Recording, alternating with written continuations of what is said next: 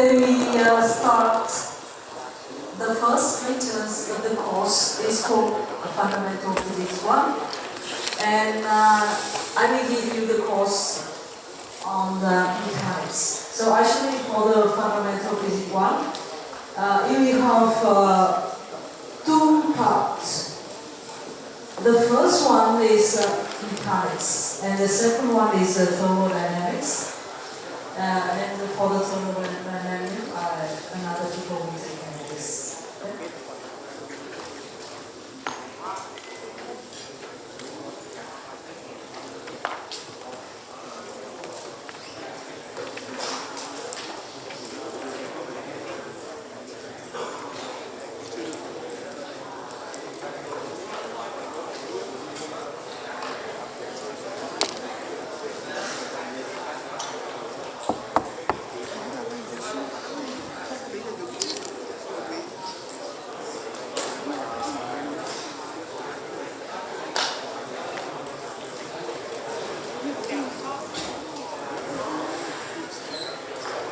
So first of all, I would like to introduce myself first. My name is, that's my name, so you can call me Ben.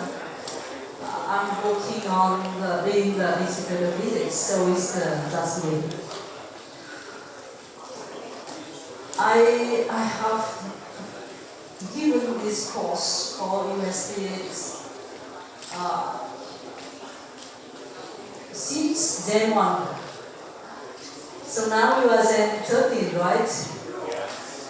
So I start to teach with Zen 1, and so many years. Alright. So before go to the lectures, because you are very crowded, so we will give some very simple rule. Okay, during my lectures, I would like you to keep silence, and if you have any question during my lectures, you raise your hand and to ask a question. And I encourage you to ask as much as possible the question, even you can disturb me any times during my lectures. Okay?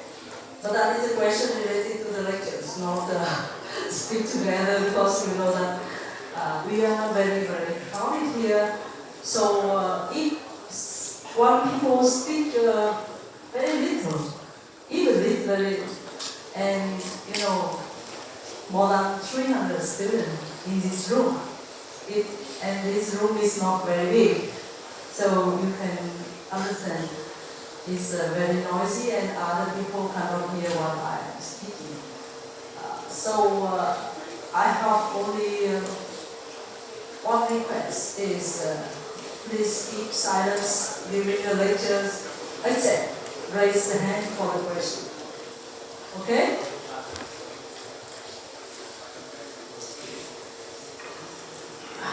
Alright. And next, I will introduce the ways for the evaluation for fundamental physics 1. It's not only mechanics, but also for the thermodynamics. For attendance, it takes 10% of the final results. But during my lectures, I think you make the attendance check by your hand, right? It's outside, I don't know. But I don't check you. But maybe you are being checked by during the tutorial to do the exercise. Because we are very crowded, so I don't count the attendance during my lectures. And then after each class, I will give you the exercise. The exercise I will post on Moodle, and so that you can take it. Lecture notes.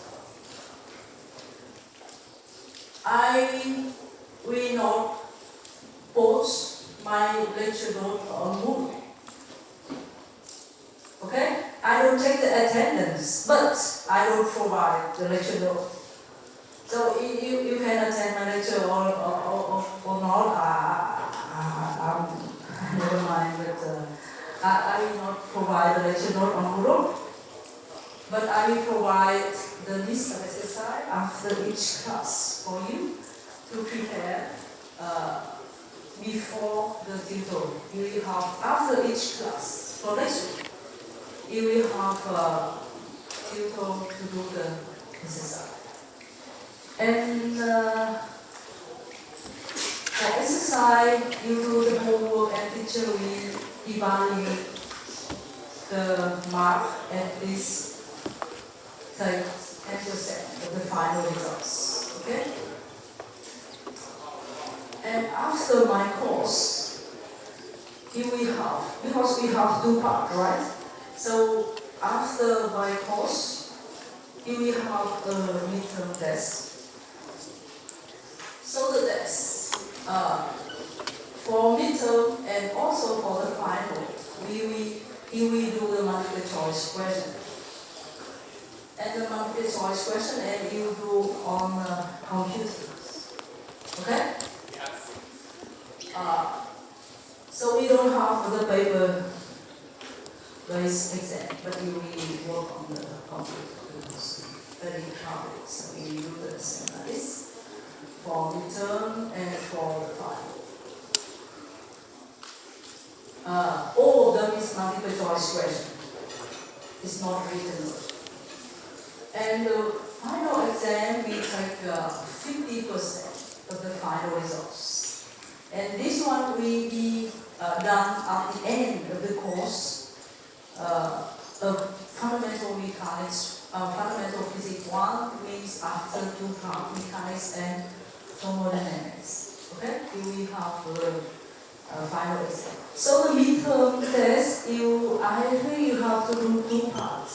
Mechanics, you will do 1 midterm, and thermodynamics, you will do 1 midterm, or okay, this we decide later with another lecture who give the lecture on thermodynamics. Or you do 1 by 1 for each part, or you do 1 but combine the mechanics part and thermodynamics part. Okay? I inform you later. And beside all, you have 100% for the final results. Alright? And we give you the bonus marks, up to maximum 2 with a scale of 20. So maximum means some, maximum 2. Choose your final results. Okay? So the bonus mark we give to active students, and to do the, so the active student means you are active during my lectures, you ask the question also active, right? Answer my question, and I will also have the class exercise. So class exercise means this is the first class. So I will have a list of questions to test you. But for the next one, before starting the new class, I will have a list of questions, about 5 questions. So this purpose of this is to remind you what we have learned together last times, right? And to check whether you understand, how you understand my last previous lectures. So some multiple choice question, and for you to get used to this type of question for the midterm test, also for final exam, this the same type of question, so that you get used to it. So every class, before starting it, I will have some revision question tested. And of course, when I raise the question, you answer. So it is good answer, right? I will take into account the active students. And active students also during the tutorial. So during the tutorial, you are very active. So you raise your hand to go to the board to present the solutions, and to prepare very well the homework, right? Something like that. So tutorial let me explain you later. But that is for the evaluation. Is it clear? Any question? Okay? So, the second point. The third point, I would like to introduce you this is the contents of the mechanics part. So totally, we have 14 hours. So each class is 3 hours, and we have 4 multiplied by 3 is 12. And then the last one is 2 hours, okay? Then this is the content of the during 14 hours. So actually the time is short, and I try my best to give you the background, let's say, for the mechanics. So I think if you look at this, this thing is, I think it's not very new for you, because you already learned from high school, right? Acceleration, velocity, displacement, this kind of thing you know already, right? So you ask the question, oh, why I'm here for the university level, right? So we should learn something very new. So we already did from high school. So, but this is a very fundamental course, and then you are very different level. Some of you specialize on physics, mathematics from high school, but others not, right? So we need this course to open the background knowledge to everyone, so that you can have enough knowledge to enter the higher level. So let's say that it's a revision for you to what you have learned from high school, and you need this that's a preparation for the next step, right? That is why the name of the course is a fundamental physics. Also, you have fundamental on biology, right? Also very fundamental, because some of you from high school, you don't pay attention on biology. So many things you forget or you don't know, right? So that is why you have the first syllabus to review what you have learned from high school, but still you have the different. So the name is look very similar, but at the university level, we can understand it maybe in the different points of view. And then we take out what is the most important for you to keep in your hand to prepare for higher level of the study, right? So from high school you learn many things, but finally, what is important for you to go for the next step? That is important. And then we have to select it. So for mechanics, these things you remember and then you use it. And when for the higher level, some of you feel is not enough, is nature. Because that you need to pay more times to understand better the other thing. But this is based on this backgrounds. Because we all have very short time. That's 14 hours for this kind. Okay? And also the way we review this maybe not the same as some point is the same, but some point is maybe different. So okay, I'm involved because I also from I finished also high school already. So For example, when you learn the mechanics from high school, you learn the mechanics part from grade 10, right? And at the time you didn't know about the derivative and integration, for example. So the way you learn the acceleration and velocity and the motion may be different, right? So the teacher cannot give you the derivative and integration because you didn't know it. But now, mathematics you know already. So we learn this kind of thing by a tool with the mathematics, for example, when you finish the high school. Because integration and derivative, you learn the last class, right, of the high school. And you already finished the mechanics before. So of course, before you should learn by another way. And so that is I make some example for you to imagine what is the difference. We learn the same thing, but in the different points of view, and maybe use different tools, mathematical tools to build this. Okay? So the content, we have 4 chapters. So the first chapter, we will try to describe how to describe the motion. So this part is called kinematics. So we learn about the kinematics of the motion.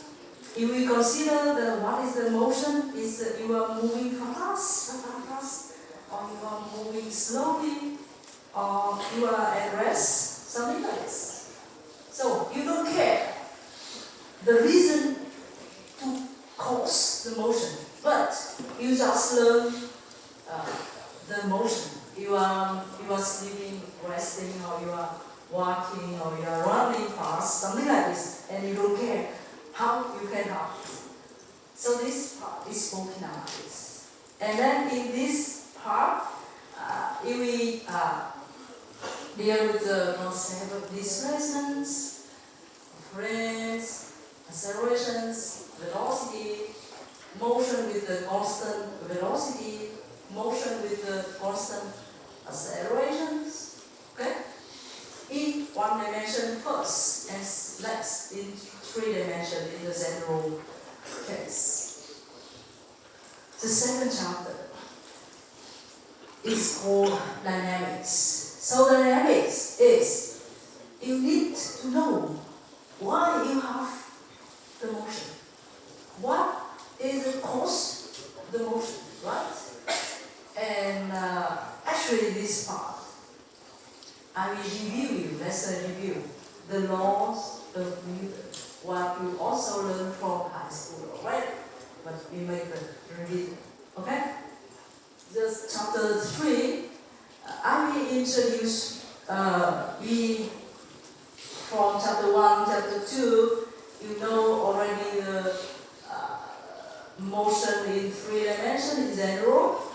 And the second one is the reason to cause the motion, that is the force. And this one is the application of the first 2 previous chapters. We learn in the motion in a circle. Because some of you will use it for the next one, for the higher level stuff. And chapter 4, I will introduce the conservation of momentums and mechanical energy. Alright? So with the momentum and mechanical energy, we will learn about the kinetic energy, mechanical work, power, work kinetic energy theorems, potential conservation of the mechanical energy.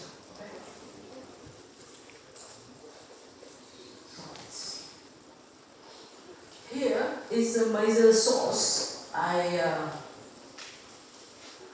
use for to prepare my lectures and also to prepare exercise. So if scientists do the main resource, but besides this, I also take the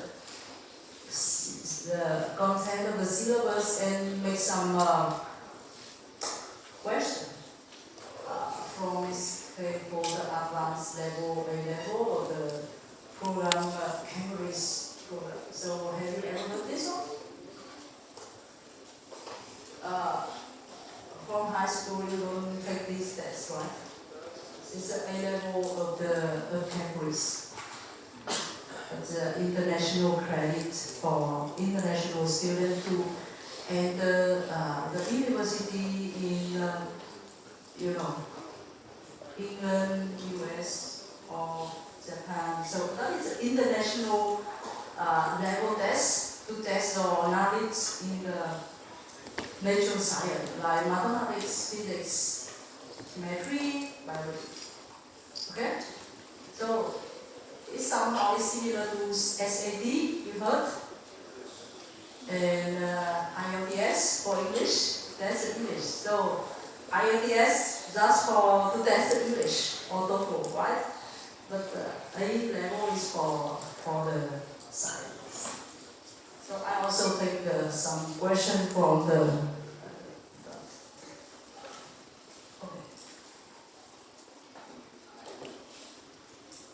And also the difference is we learn this course in the university is we learn in English, right? From high school, you learn already in Vietnamese. So I assume that you know everything already. So now we learn together in English. That is also the difference. All right. So before going in details the content that I have presented, I make a general overview for the classical mechanics. So when we learn here the mechanics is called classical mechanics. Why? Why classical?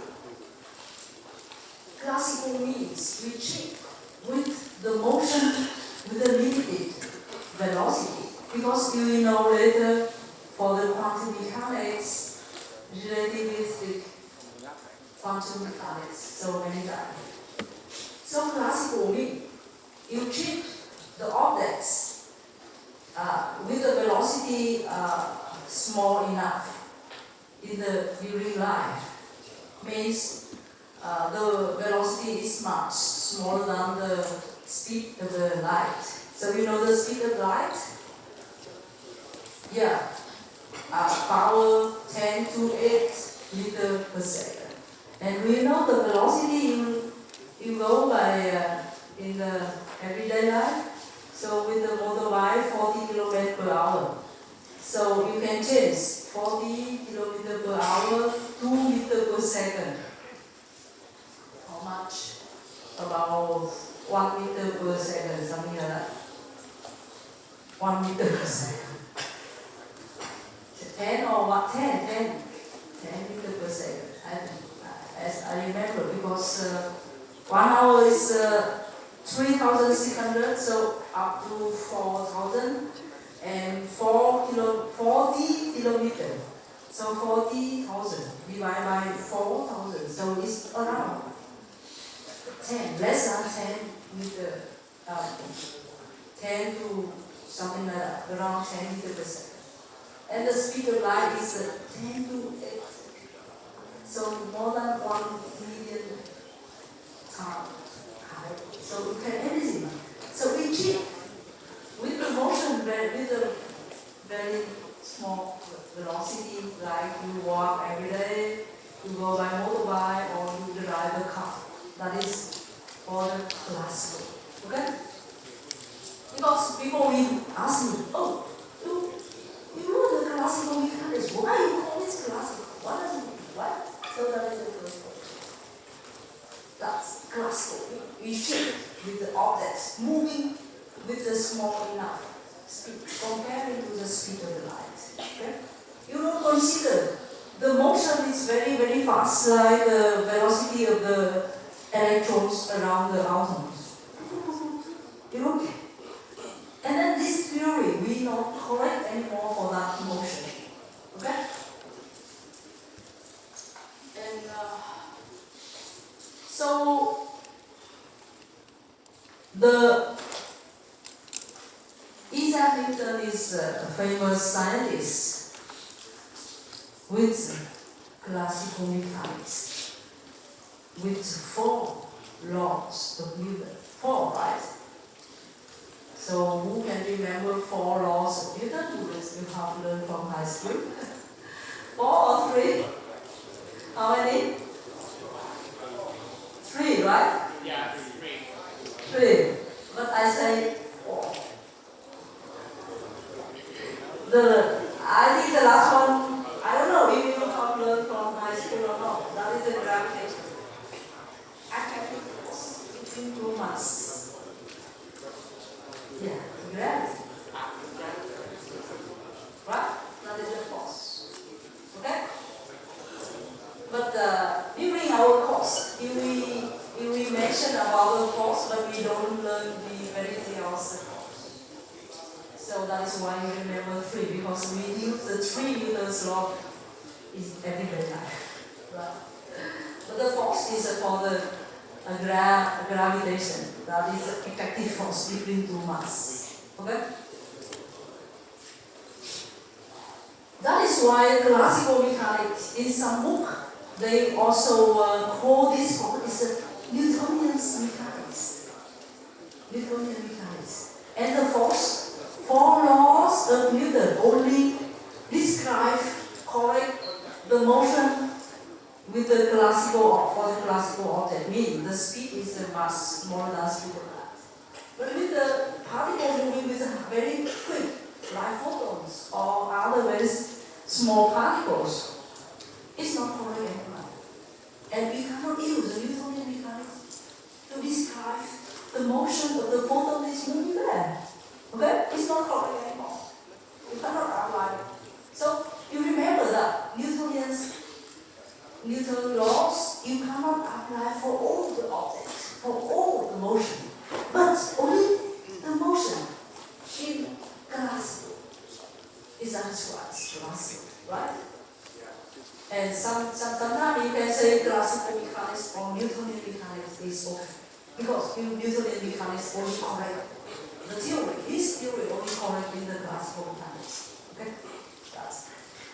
That is why. When you read the source, English source, they say that. So it's nothing new, but it's classical mechanics. And classical mechanics, is for the fundamental classical mechanics is a very important part. And it has many applications in different areas. For example, it has application in astronomy. That is why also you have, after the first year, if we choose the second years with a different department, and you will have the department is space, SA, right? Space, and during the space you will deal with the astronomy. And also I give another course in mechanics too. So at the moment I give the course for the second years. That is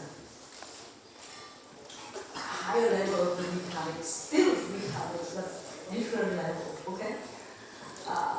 Also apply for the chemistry,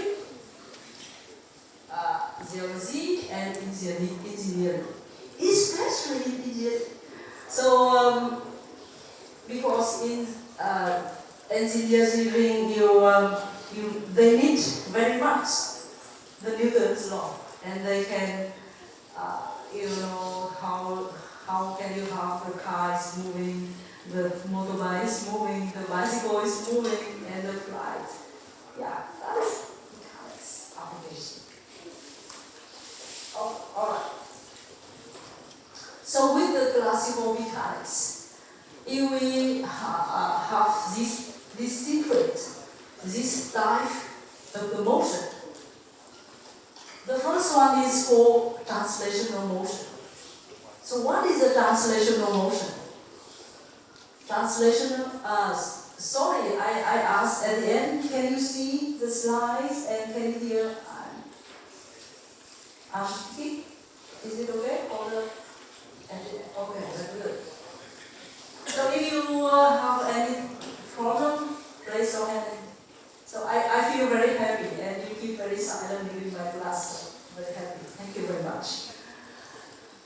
So with the classical mechanics, if we separate 5, 1, 2, 3, 4 types of motion. The first one is the translational motion. What is it? So the translational motion is the body shift. You know shift. I'm here and then I change my position. I'm shift. In many directions, right? Not only in one like this, but I can up. Yeah, this. So this one is called a shift, right? So the whole body shifts from one point in the space to another point. So translational motion, you have like I'm working like this, right? I make many shifts, and the whole my body is moving from this point to another point. That is a translational motion. Okay? Because it looks simple, but many people cannot distinguish the types of motion. Okay? So that is the first simple translational motion. The second type is called rotational motion. What is it? Rotational motion.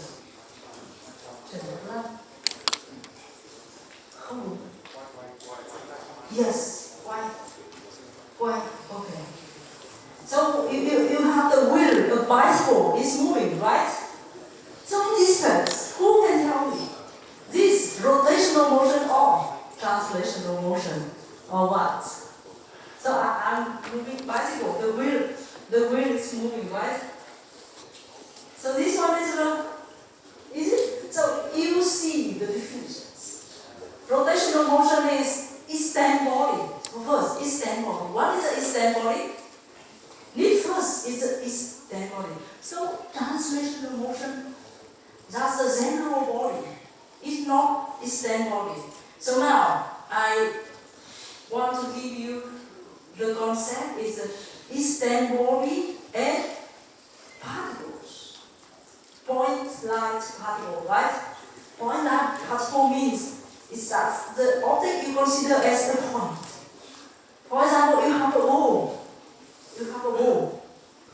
It's moving in the stadium, right?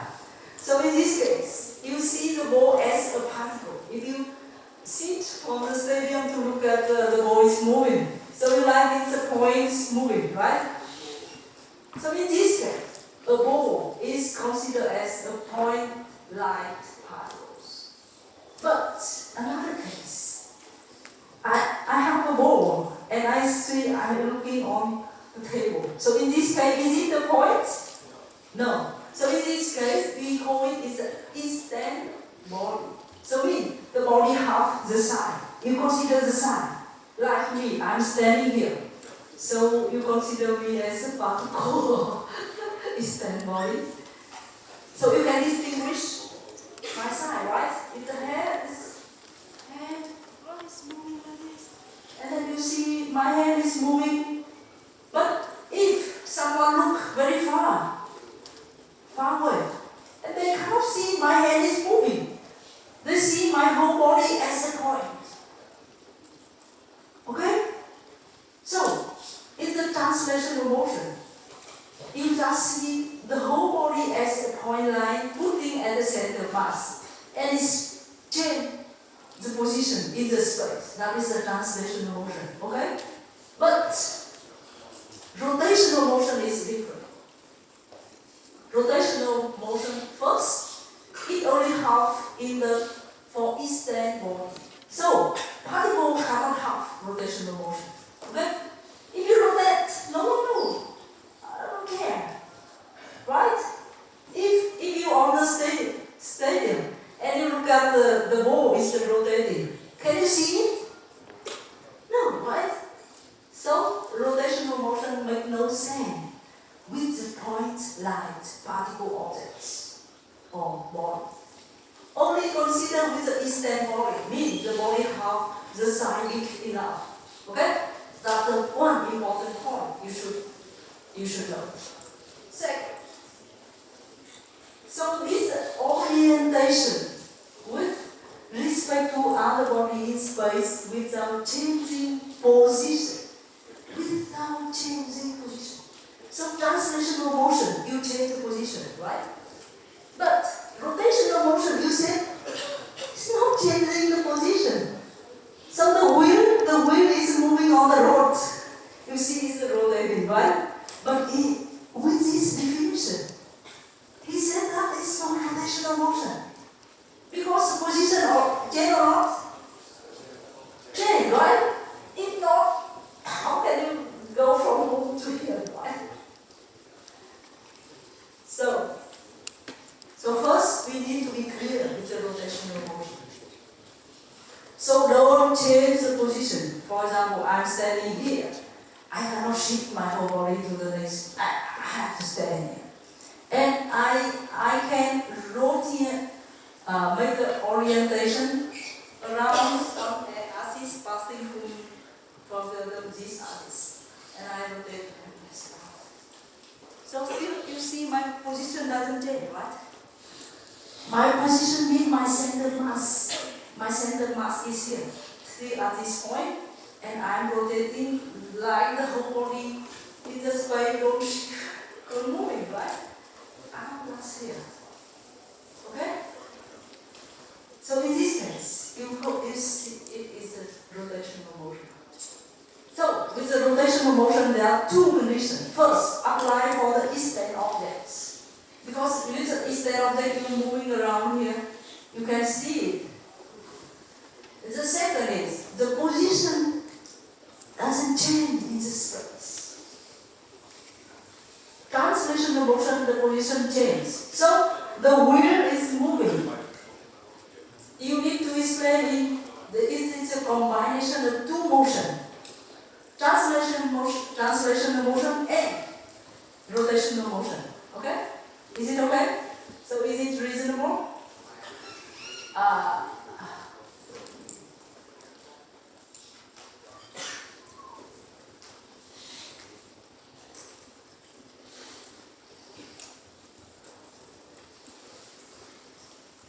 So I write here because it's difficult for you if I write on board.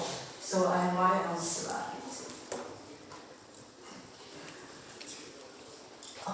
It's a bit difficult, but I try like this. Okay, so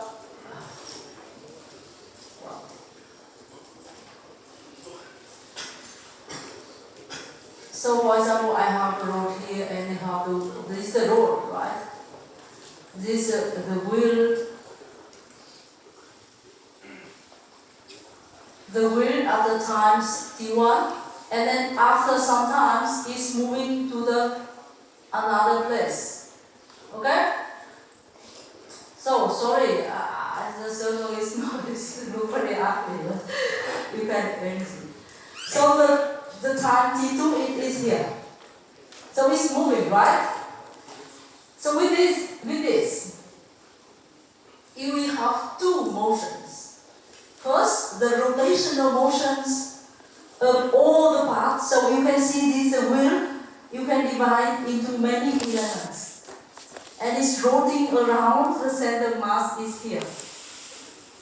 Plus, the translational motion of the axis is the center mass here, moving from here to here. Okay? So this rotational motion plus rotational motion around the center mass or around the axis here, plus the translational motion of the center mass from this point to another point. That is the moving of the wheel of the bicycle. Is it okay? Clear? Alright. So the third one is oscillatory motion. Oscillation. Oscillation is the motion of the repeat. Repeat. Continuously. Repeat. So you have pendulums. Okay? You have one pendulum.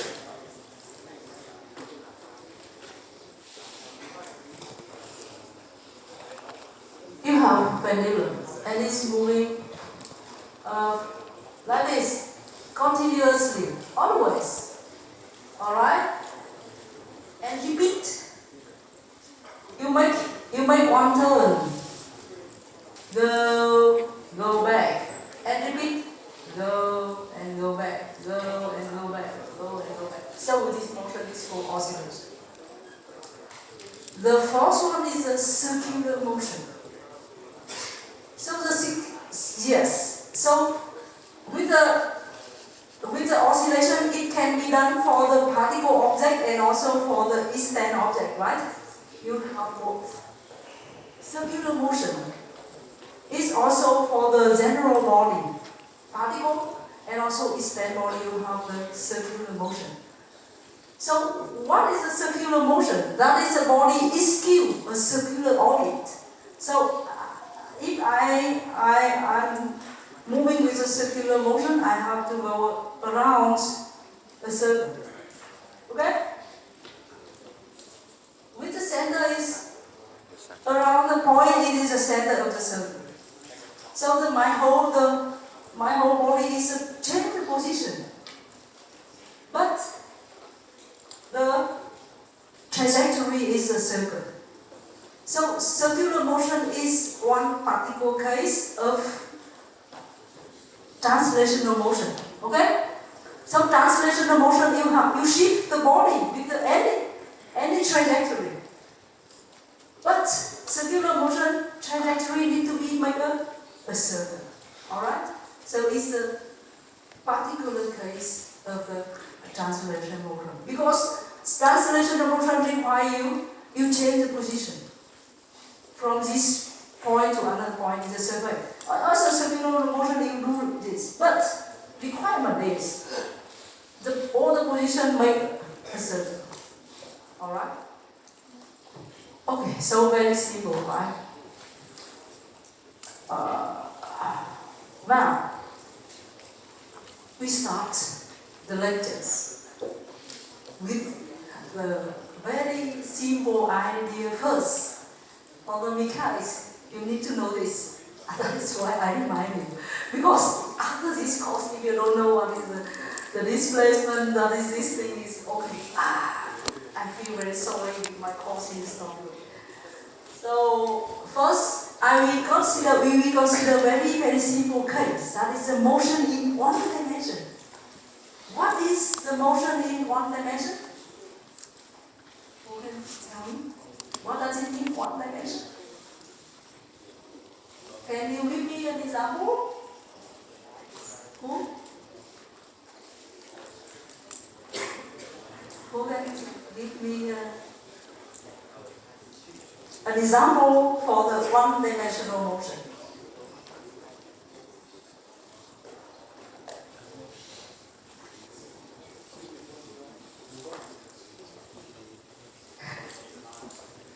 It's a line.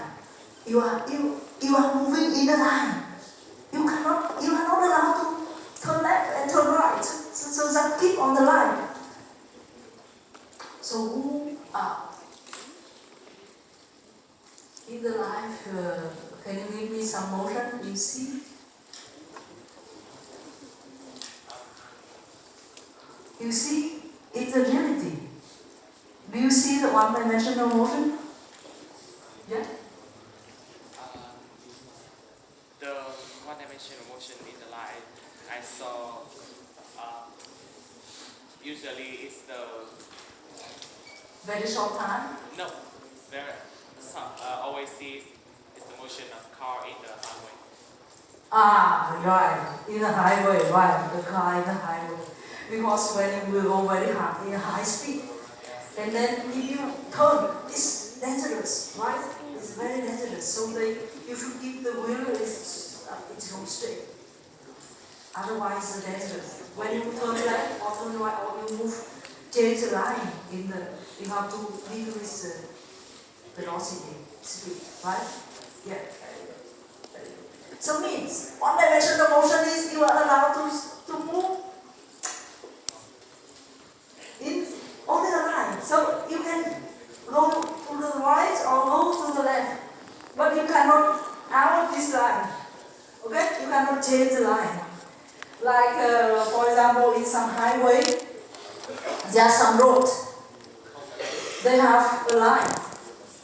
You are not allowed to turn from this line to another line. If you want to change, you have to make the line to here to change it. Otherwise, policeman will. Okay. Another example. You see.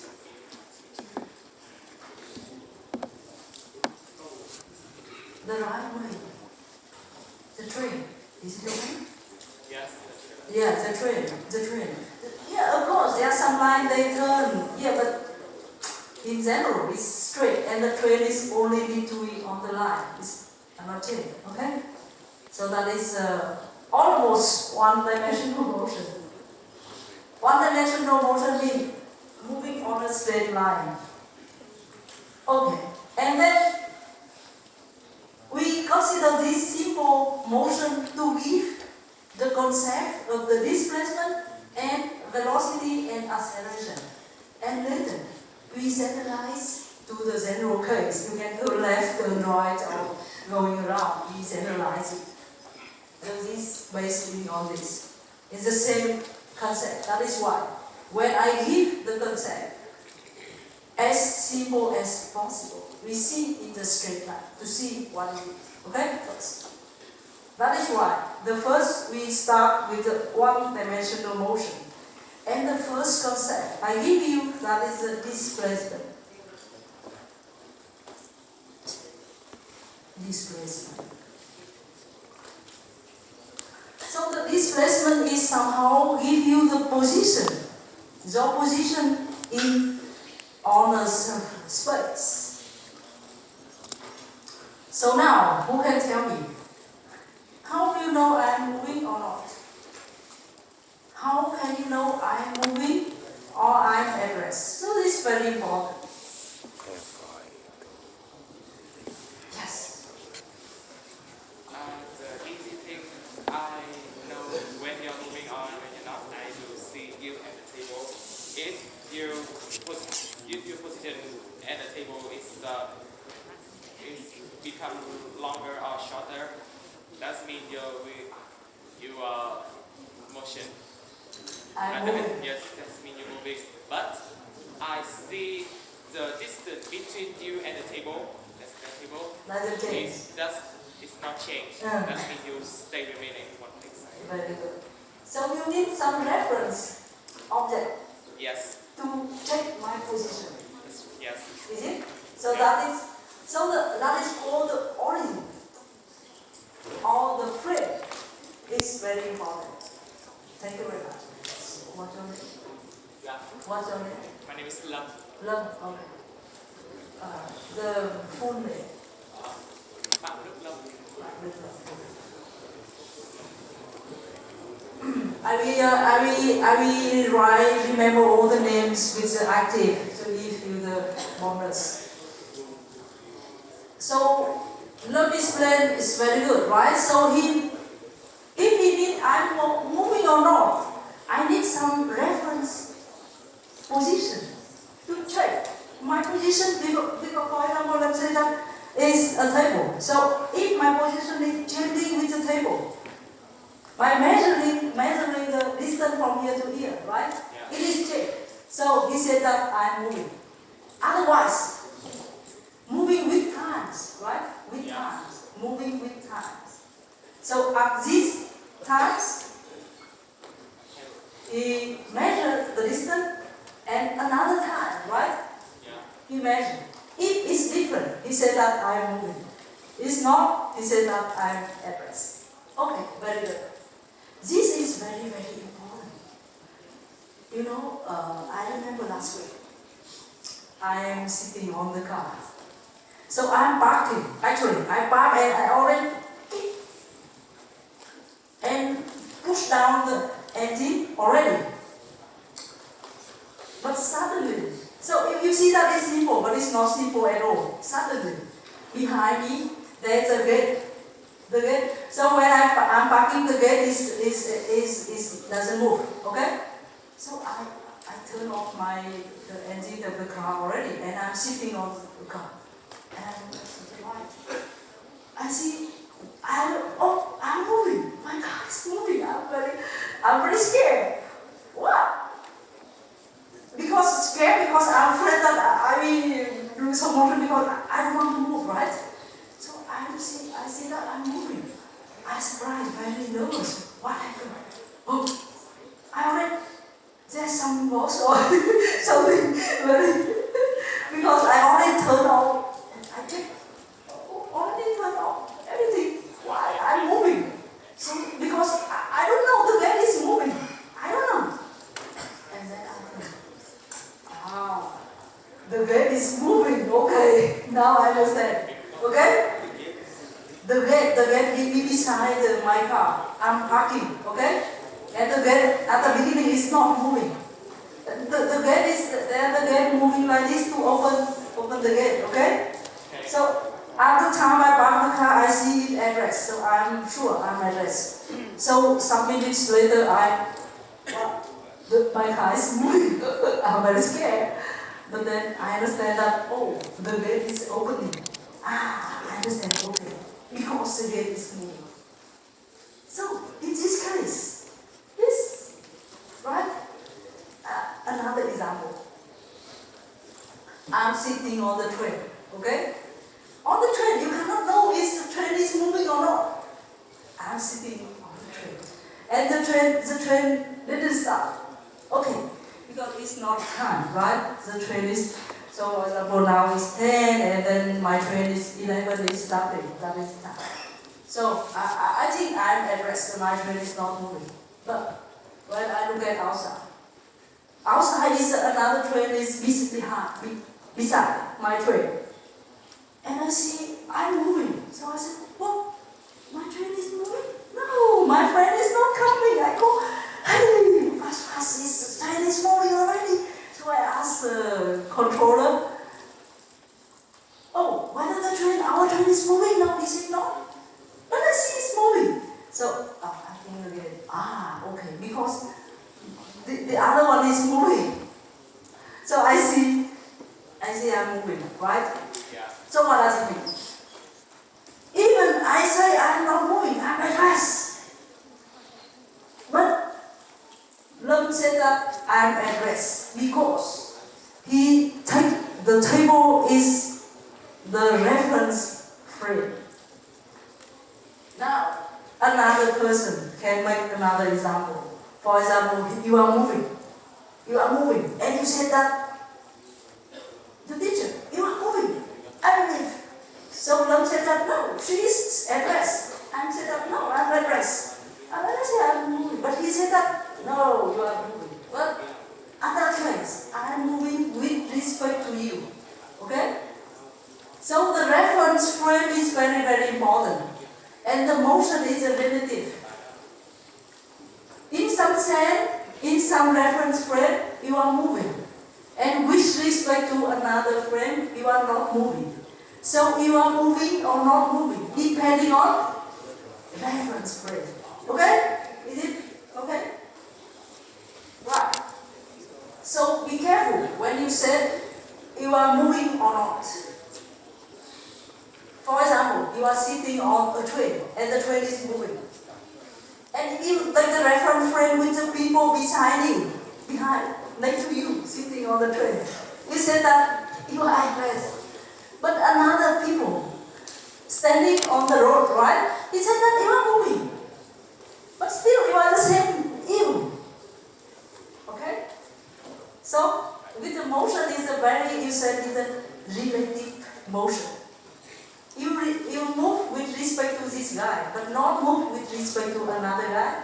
And you moving fast with some guy, but slowly with another guy.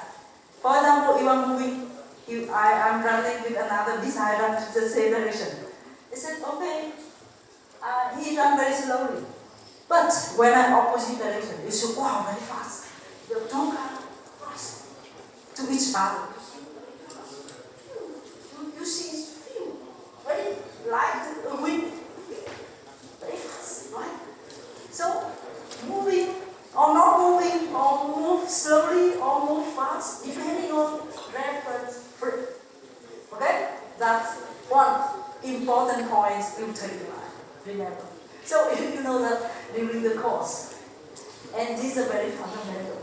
So I just give you some important point you should remember in your mind and stay with your whole life. Okay? Because when you remember small little thing, you can remember very long. Because after each course, my suggestion for you to learn anything that you take, you need to get out the important point to remember. And other thing you find it. And when you need it, you open the book or open the internet, you take it. You don't need to remember it. You will use a lot of memory. That's nothing. So you remember the important point, and you know the way how to get it, the logic. That's enough. That is the way I want to give you.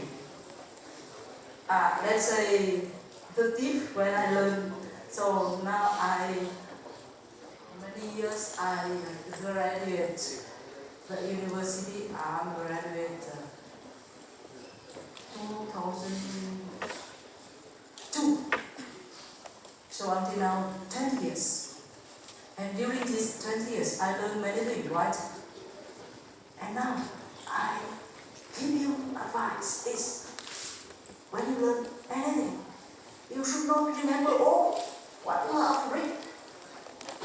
You read first very quickly, overview, and then you get out the important point. And then the important is you know where you can check it on the internet or open the book at a time. You don't need to remember it. Okay? So with the motion first, you remember for me is motion or not, fast or slow. It needs reference frame. Okay? And in the reference frame, you need to choose the origin to check the jaw position, change or not, or change fast or change slowly. That's it, right? So many people see it's too simple and forget the reference frame or the origin. That's a motion or not motion, but there are some suddenly case. You see very nervous like me. I think this course, but still I in some situation I'm very nervous. Oh no, the car is moving because you make the brake, right? Yeah. You are sure that you are straight, but you see I'm moving, so it's very. Oh, what? Right. It's just on the train. You are sleeping, right? And then you see the train doesn't move, right? And open the eyes, and you see, wow, I'm moving. No, it's the other train is moving. But you learn physics, you know this. Other people cannot know it. Maybe they don't know, right?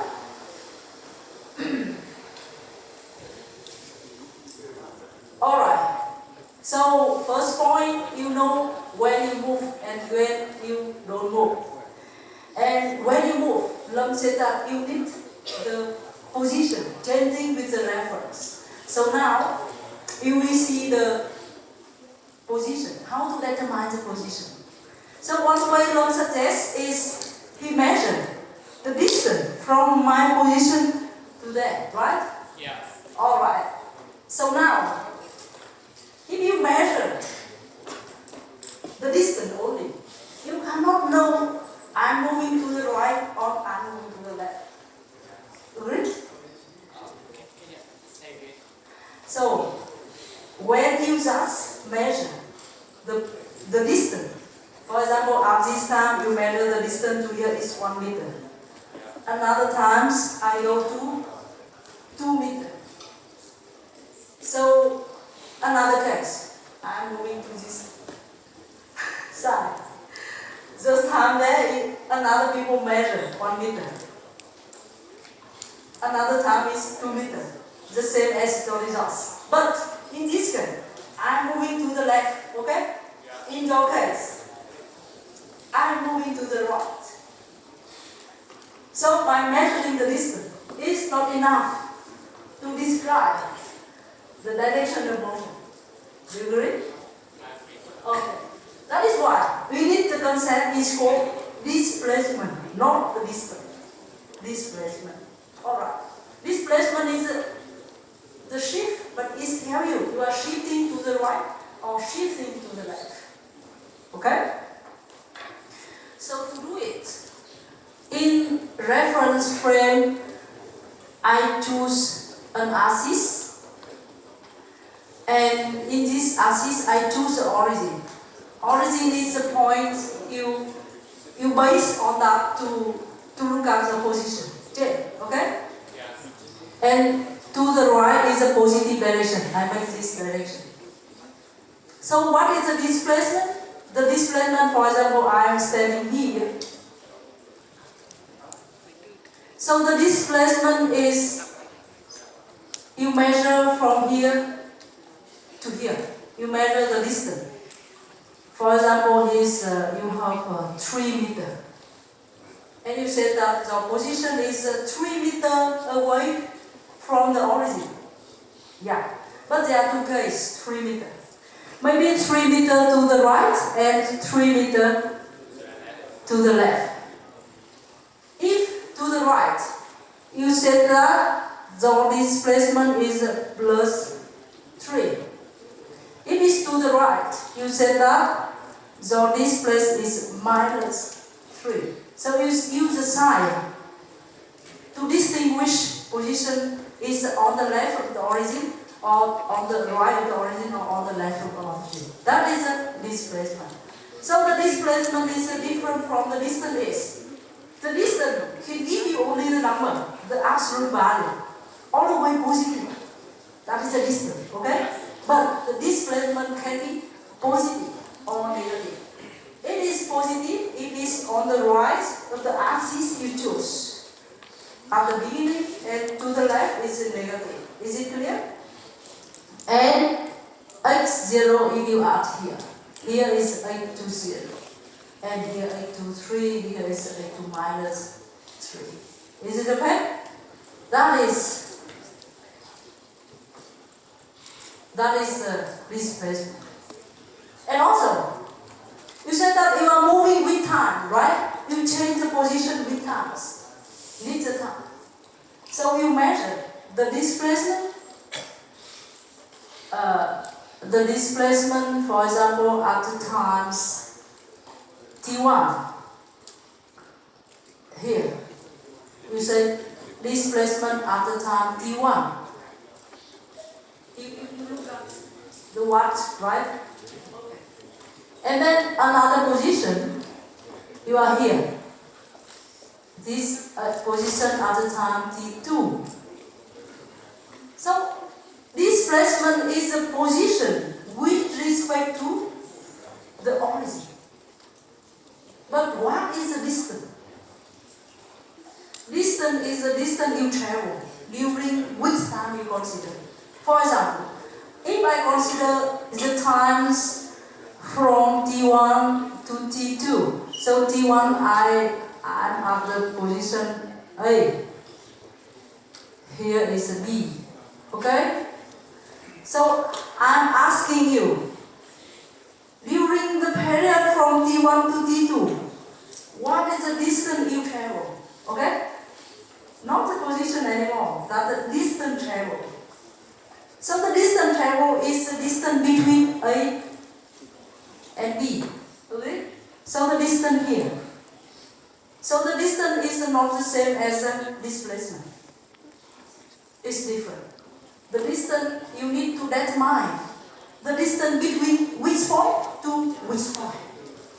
But the displacement is a position at some time with respect to the origin. You are clear? So xt1 is from here to here. xt2 from here to here. That is a displacement. But the distance is between this and this. So from here you can determine the distance traveled between T1 and T2 equal to x T2 minus x T1. Okay? And you take the absolute value because in this case x T2 is greater than x T1. So it's positive. But if If you go to the left, the xt2 will be smaller than xt2, 1, and then you make the subtraction, you will get the negative value. But with the distance, you need the absolute value, is all the way positive. That is why I take the absolute value of the difference between the T1 and T2. And I determine its delta x. Delta x is called the changes in displacement. Changing in displacement between the time T1 and T2. Okay? So the changing in displacement is equal to the T2, the final one, minus T1. So this one is actually the absolute value of the changing in the displacement. The changing in displacement can be positive or negative. It's a positive, it will go to the right. It's negative, it will go to the left. Okay? But the distance is always positive. And then we will go to the another concept resulting to this, it's a velocity.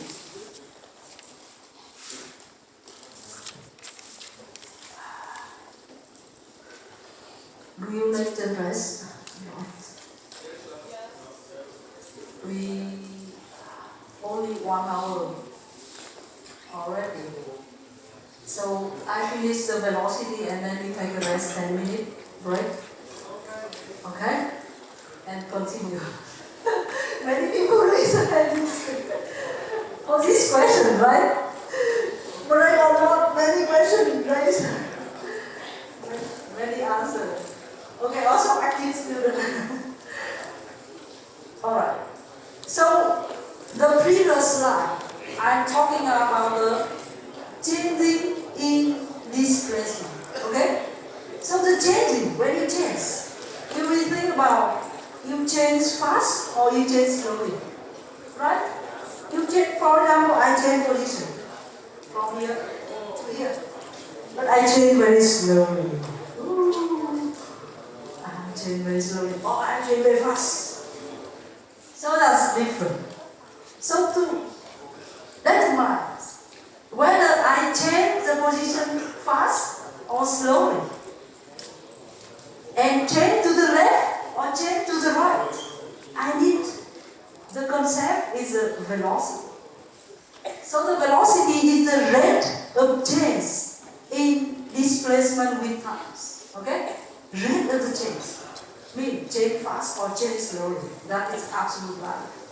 So the definition is, with the velocity, you will have two concepts of the velocity. So I don't know from high school, can you distinguish between, you just said velocity in general, or you learn the average velocity or instantaneous velocity? Did you distinguish already this velocity, or you just say this velocity? So, with the velocity, you should understand is the average velocity and instantaneous velocity. We have two concepts, okay? What is average velocity? So the average, when you talk about the average velocity, that you are changing position in some time big enough. For example, you said, okay, this morning I go from my home to the university, right?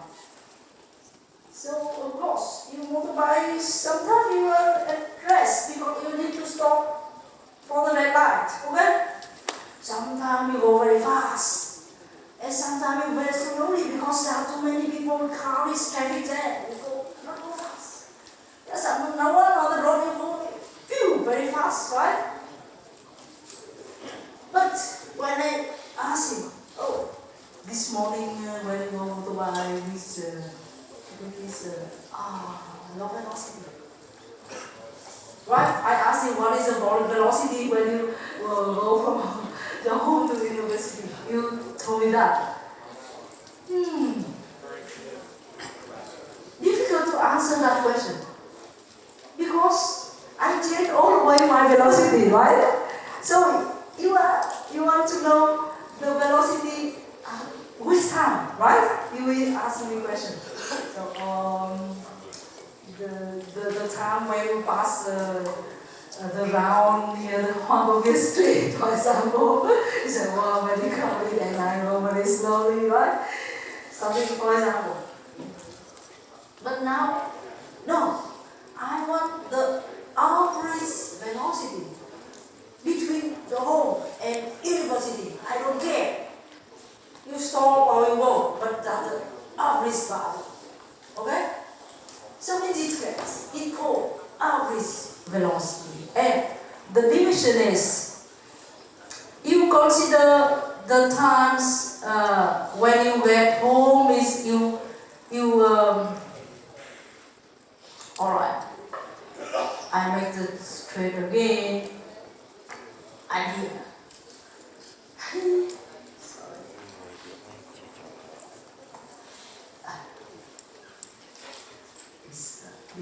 So to write on this is a bit difficult, more difficult than on the walk. But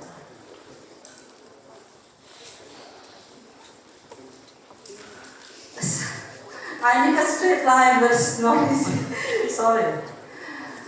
Okay, so this I choose a coordinate OX, the origin is over here. The origin I can choose any point. I don't care. So now the home, your home is at this place, A. And the university where it is here, at E. Alright? So at this you look at the clocks and you see the time. This at the time T1. For example, you go our home at 7 a.m. for example, and you arrive here 7:30, for example. Okay? So here T1 is 7 a.m. and this is 7:30. So the time taken is delta t equal to t2 minus t1. So half an hour. Okay? Half an hour. You take t2 minus t1, half an hour. Okay. And that is called time taken. And now the changing in the displacement. So in your home you have x t1. At university you have x t2. So the changing, these are changing times, and the changing in the displacement is x after time t2 minus x after time t1. Alright? And the average velocity definition is very easy. It's fraction of delta x divided by delta t. So when you look at this, who can tell me what you think about this quantity? What is your I components? Delta t can be positive or negative, for example.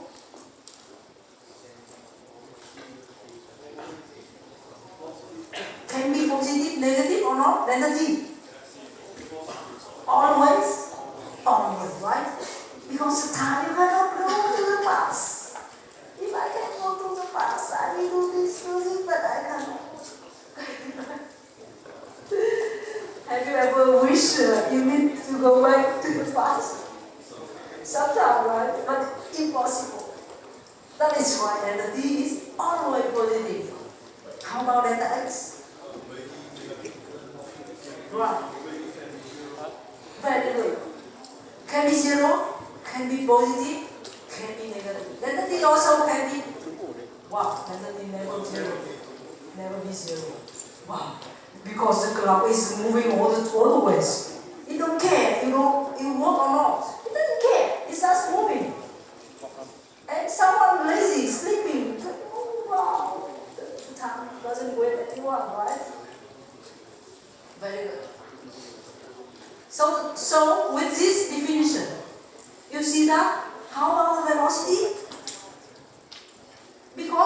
see delta x can be 0, can be positive, can be negative. So delta t is always positive. That is why we having the sign as delta x. Agree? Can be 0. Can be 0 means you are at rest. It's a positive. You are moving to the right. Okay? To the right because you increase positive, you said that you increase the displacement. And negative, you said that you decrease. Okay? And you decrease the velocity. So, the velocity can be, if you move from this one to this one, then the x is a positive. Agree? And in this case, you have v average value positive. Another case, you take the origin here and you go from here, go back home. From here to here.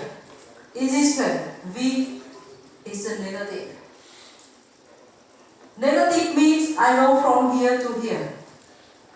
Positive means I go from here to here. So, you have velocity is a vector quantity. It can be positive or negative, that is a vector quantity. And who can tell me how can you know the direction of motion? How can you know direction of motion? So we have the origin, right? We say that suppose the direction is the positive, direction we're moving it's on the right, and the negative direction that we're moving it's the left. Right. So if we look at the velocity, we have the average velocity. So the average velocity is calculated by the Changing in the distance. displacement. So if we are moving to the right, as we said before, so we are moving in the positive right direction, Very the good. velocity will be positive. Right. And if we're moving to the left, which is the negative direction, we will be moving, the velocity will be negative. Right. So the Direction of motion. yeah, right. The value of velocity will indicate like, the direction we are moving on what we are given it to, such as we compromise that which direction is which value, such as positive or negative. So, Excellent. Very good. What's your name? Phạm Minh Anh. Thank you. So, she said that. So I asked you, how can you know the direction of motion? She said that you base on the direction of velocity. Okay? So the direction of the velocity give you the same as the direction of motion. Okay? Remember, the one sentence, direction of velocity, is direction of motion. So that when you look at the question, ask you, what is the direction of motion, for example. So what you have to calculate is velocity. Okay? Velocity give you direction of motion. No? How? Because what is important? Because many questions they will ask you, what they care is the direction of motion. But they don't care the direction of velocity. But how can you know the direction of motion? That, there's it. And many people confuse. Direction of motion is the direction of force, but it's not correct, right? Because somehow I'm standing, then someone hit me, to the left, and he said that you are moving because it's the same as the direction of the force, but some case not correct. There are some case I'm moving, but still to the left, but the force is to the right. Which case?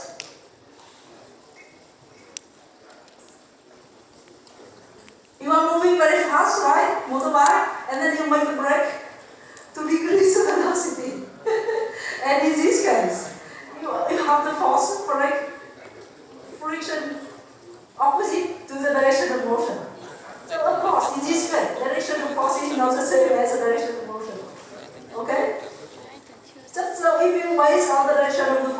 no correlation. But you need to base on the natural velocity, okay?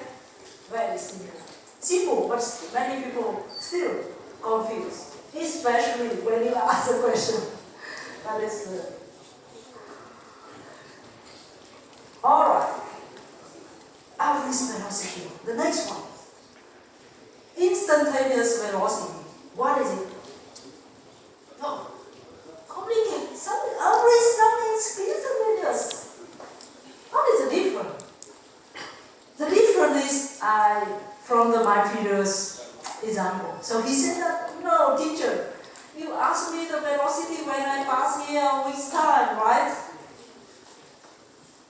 That is the instantaneous velocity. And the average velocity, and you take average over all the period. And also, at this point, many people confuse average velocity is. So he calculated the average velocity by making the velocity here plus velocity here divided by 2. Right? Or divide by, you have a 10 velocity and you sum and you divide by 10. That is not average velocity. Average velocity is the changing in the displacement divided by time. But that is the definition. But this definition make this problem. For example, in the morning I go from home to the university. Go very fast because I'm late, right? Phew, very fast.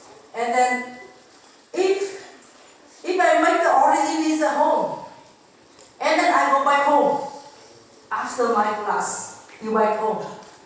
And then if I consider the times from 7 a.m. to 12, what is the changing in the displacement? Who will tell me? 0, right? 0. So in this case, if you apply this formula to calculate the average velocity, what is the value? 0. Oh no. If I look at the 0 velocity, means you are not moving. But you say, no, come on, I'm moving. Look at, ask my friend, he saw me in the class and I checked the attendance already. And then I come back and Papa said that you are not moving. Why today? You use this pedal of the motorbike, for example, okay? You are sleeping. So because Papa calling by 7 a.m., okay, I'm at home. And 12 a.m., Papa call again, at home. So he said that, but average velocity is 0. You are not go to the class. Okay? So, in this term, you see, average velocity meets the problem. It cannot describe the reality. Not describe correctly the reality. Okay? That is why you need another velocity that describes better the velocity. That is the instantaneous velocity. For example, even sometimes you stop. Sometimes you go very fast. So this one, you need, it's called instantaneous velocity. And the definition is exactly the same. But, so instantaneous velocity, I don't have the line here, but I just V. Still definition is a changing of the displacement divided by times taken. But with the condition, density very small. Very small, as small as possible. When density very small, for example, I'm leaving home here at T1. So density very small. 1 second later. In 1 second later, you can see it. Okay, that you can say that that is my velocity at 7 a.m. or 7 a.m. and 1 second no one can. So it's okay. So tell me that is velocity at 7. So you consider density is 0. And then you say that that is the velocity, instantaneous velocity at the time. 7 a.m. Okay? So the instantaneous velocity is give you the information of the velocity at a real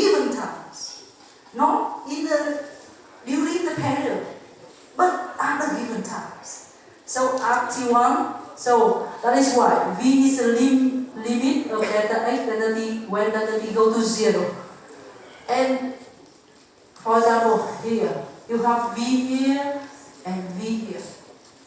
And many given time during the motion. And from the mathematics, you know this one is dx by dt. Agree? First, what is the dx by dt? That is the first derivative of x with respect to time. Okay? You know the derivative. Okay? X prime. So v is the derivative of the displacement. Alright, so you have average velocity and you have instantaneous velocity. Next, average speed. What is average speed? Still average, but average speed. That is the ratio of total distance traveled to the total of time it takes to travel that distance. So in this case, we go back with the example. Papa, if you use the definition for the average speed, then you understand your daughter. Go to class, okay? Because you look at the motorbike. He said that the total distance you travel, imagine. So from home to the university, 5 kilometers for example. So go and go back 10. Divide by all total time is 3 hours. So 10 by 3 hours, still not 0. Okay? So in this case, in some sense, average speed give you some correct intelligence. And Papa understand of his daughter that she went already to the class. Okay? So do you see the difference between the average velocity and average speed? Average speed, you don't care the direction of motion. You just sum over all the distance you travel, divide by all the time you take. That's it. Average. And instantaneous speed, what is it? Instantaneous speed is very simple. It's just the absolute value of the instantaneous velocity. Because instantaneous velocity can be positive or negative because Mingai, right? Mingai said that the direction of the velocity decides the direction of motion. But the speed, you don't care. You go to the right, go to the left, I don't care. I just care the absolute value, the magnitude. You go to speed 40 km per hour because the policeman in the city, the limit speed is 40 km. And sometimes you go 60. Then you have to pay some money. So he doesn't care. You go to the left or you go to the right. He doesn't care. That is the speed. So the speed, remember, that the absolute value, magnitude of the velocity. Very simple, right? And you take 10-minute break. 10-minute break and we continue. Exactly 10, okay? Because we need to finish many slides after.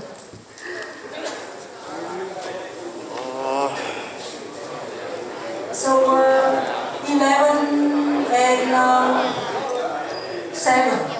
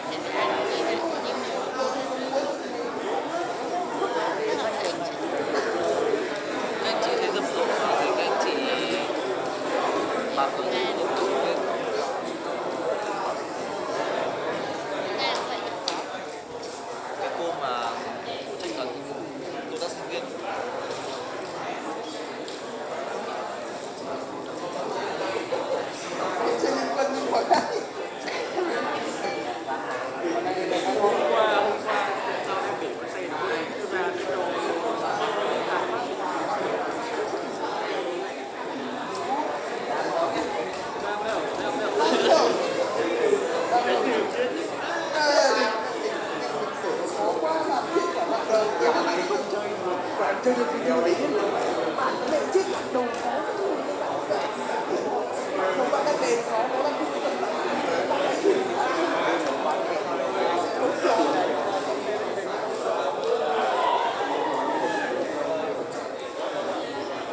ôi trốn vặt vặt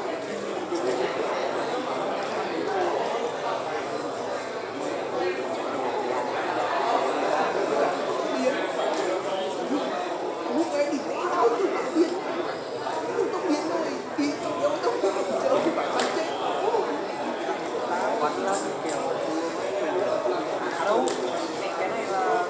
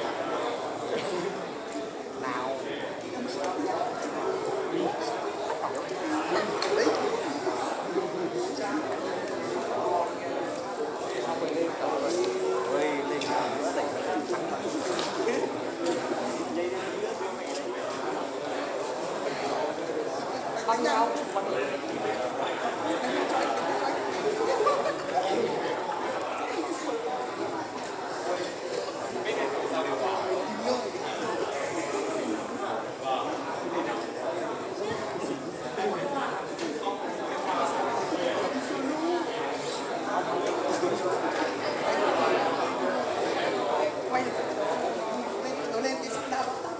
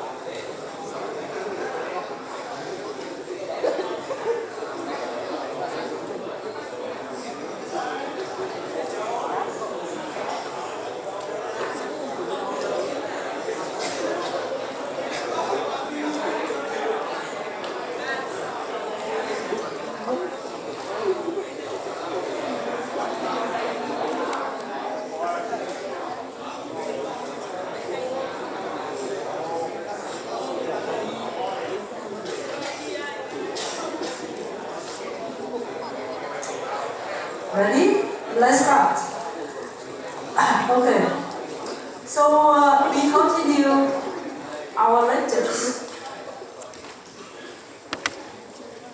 So we finished all the definitions relating to the velocity, right? So the next one is what? For example, you have small, for example, I have the motion with the constant velocity, v, equal to the constant. So now you need to find the dependence of the displacement x on the times t. How we can do it? So with this example, I make first, and for the next one, I will call some of you to do it. Okay? Alright. So the first one I do. So with this, the first one, I can do it in two ways. The first way, we will use the relative definitions. So with the v constant, who can tell me what? Because you need to find the displacement, right? So what is the relation between the velocity and the displacement? What I mean is, if you know the displacement, how can you determine the velocity? Equal to? Equal to? Forgot it. Distance divided by time. Not correct. Delta x by delta t. dx. Instantaneous velocity is, because the velocity is constant, means in this case, if we have the instantaneous velocity is the same as average velocity. Okay? That is the first notation. The second, original definition of the relation between the velocity, instantaneous velocity, and the displacement. Who can tell me correctly? Delta x by delta t is okay, but in the sentence, how can you say it? How? Changing in displacement with respect to times variable. Delta x by delta t. And the instantaneous velocity, you consider delta t very, very small. And instantaneous is the same thing, delta x by delta t. Delta t very small. So this one is dx by dt. Okay? dx by dt is a constant, equal to v. So from here, you can get dx equal to v dt. Now you integrate to both sides. Okay? I integrate. From the terms, the position 1 x1 to x2. As this integrate from t1 to t2. What I mean is, I have the motions, the origin is here, OX, like this. So at the t1 I am at A, this at B. A is T1, and the position I have x1 here and x. Agree? Clear? So I integrate both sides. I get this. So what is the left hand side? This x2 minus x1 equal to v is constant, I take out, and here is t. So v. T2 minus V1. Okay? So, from here, I get x at the time 2 equal to x1 plus v delta t. Okay?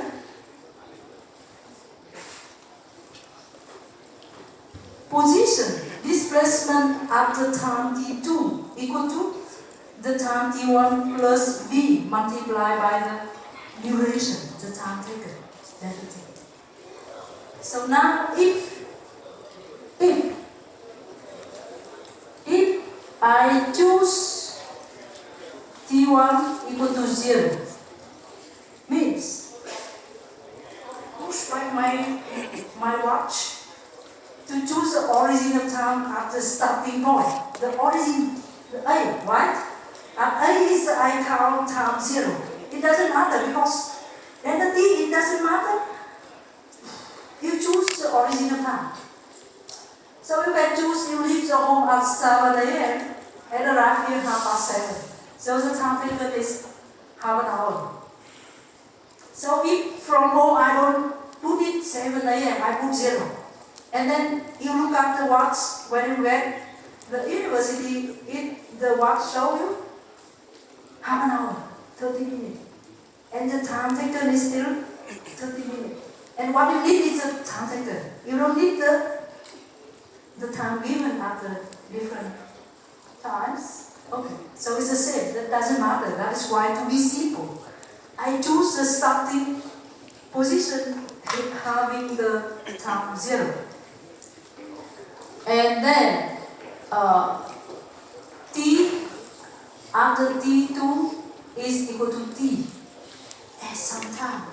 T is arbitrary. I said, oh, I start from home is 0. And then I can stop at any time. After 10 minutes, t equal to 10. After 20 minutes, t equal to 20. After half an hour, t equal to 30. Okay? So t is arbitrary. Then I plug to this, so from here I have delta t equal to t. So from here I have x at the time t arbitrary will equal to x 0. X0 is the initial position, initial place. Okay, initial. X0 here. Now this guy is x0. And now this one is 18, okay? X0 is, you start from A. You start from A, go to B. Starting, final position. So, X0 is the initial displacement. And X2 is Xt. So the relation is plus V, T. So you have this dependence of the displacement with times. If you know velocity, okay? So by this equation, you know clearly. So at the home, and then you can know the position after some time t. So you say I give you the v. You go constant. Doesn't change. And I know something you are at home, and I know clearly after 10 minutes, where are you? I plug 10 here and then I can find you, right? I track you. I can find you. As long as you have to go with a constant velocity, like 30 kilometers per hour. So I know that after half an hour, you will go 50 kilometers. If you don't stop, you go constantly. I believe that. And you go a straight line. So I can catch you or not? I can catch you. If I have, so I can measure you're moving, right? I can predict. So this way, they need very much, right? So now I want to pick. I go to the forest, and I want to pick some animal on the forest. So I see that okay, this animal running with some velocity. I know. I plug this formula. I know. I can measure the time. From here to there, some second, 5 seconds. So I can measure the distance. I can determine the distance the animal travel from A to B. Oh, A to B, this guy can travel 10 seconds. So I predict after that, then I shoot it. And then I can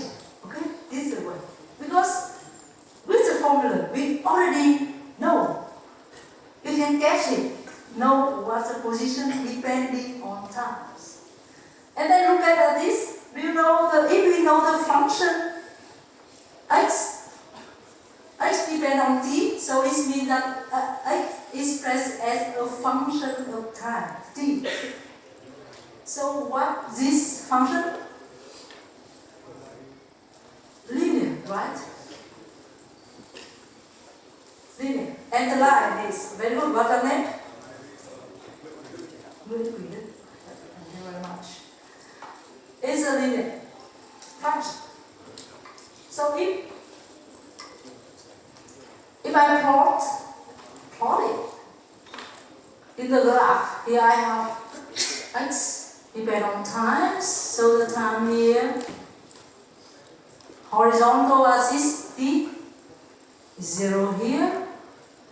At the time t0, it is here. Here is x0. The initial position. After some time t equal to here is something like I get, for example, the 10 seconds, I measure, I have x1. And then the graph is, this is a straight line, right? Linear function is a straight line.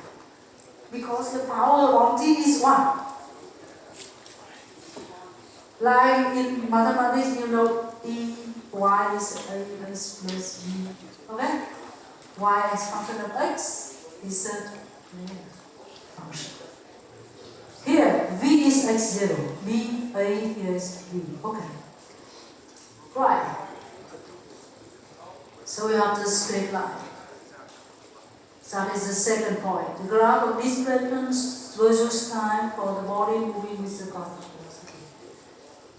Okay? It's a straight line. And what is a straight line and what is the velocity? V. V is delta x, delta t. For example, delta x, for example, I consider from here to here. From this point to this point, delta t is 10 seconds, delta x is this. So actually it's this one, delta x, okay? Delta t is this. So delta x, delta t is equal to tan of the alpha.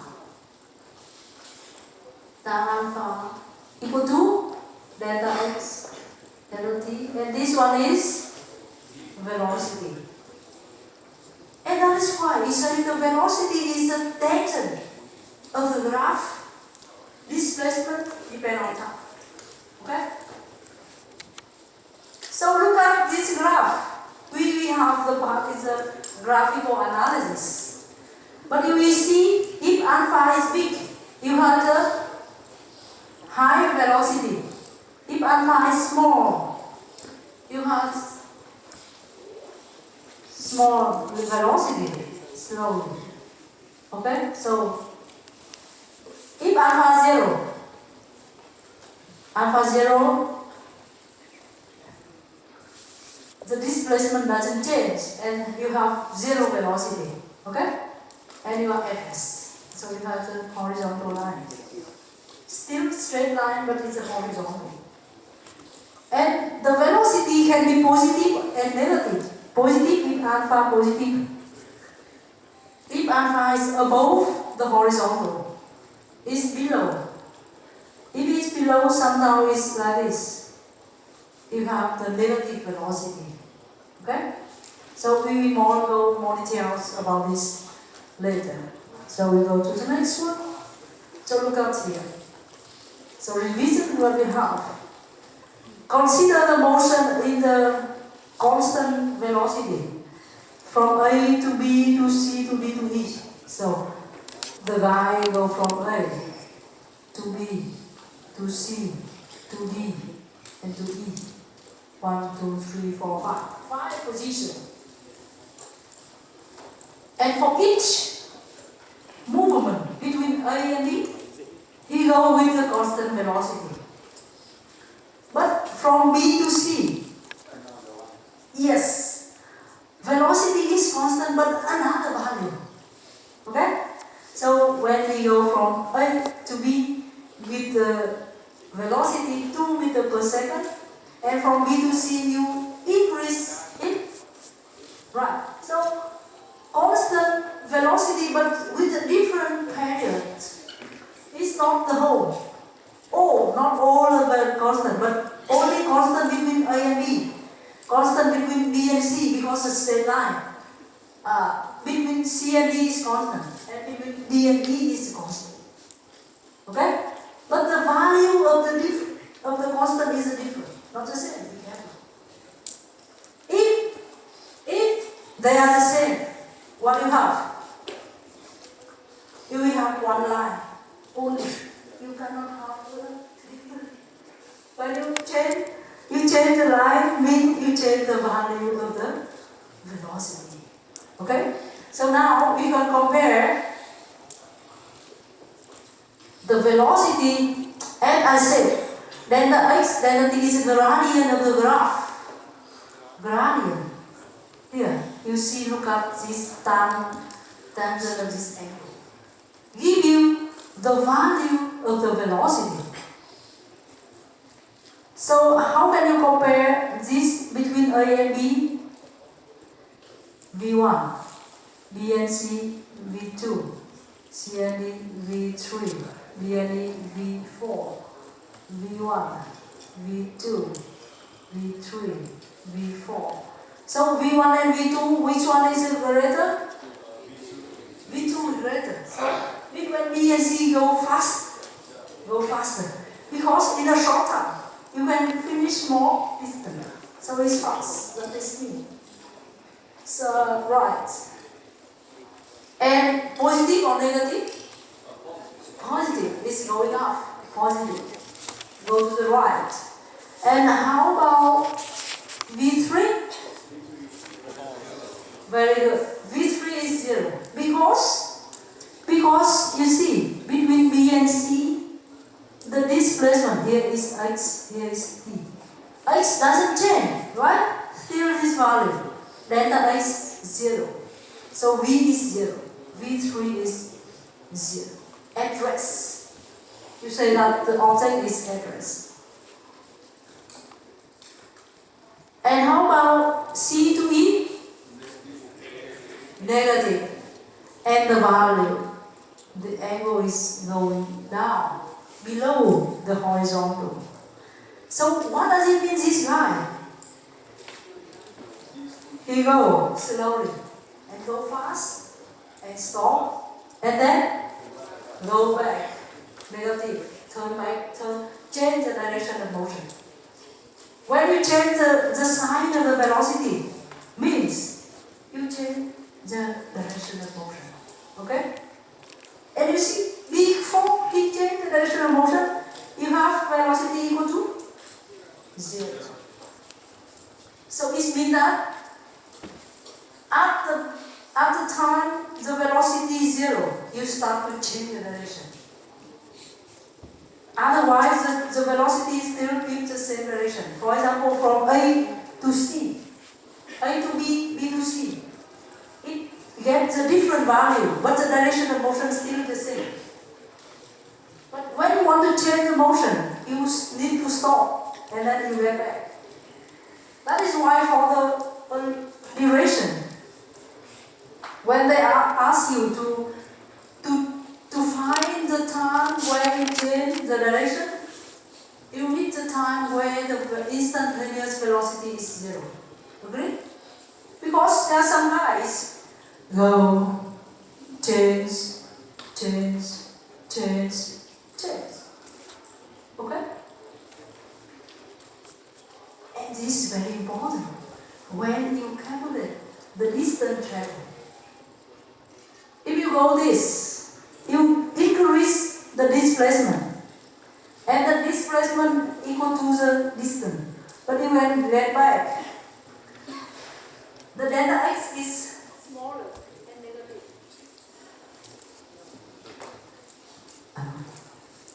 Negative, right? But the distance is you increase, but the changing in the the displacement is smaller. So you have to sum up.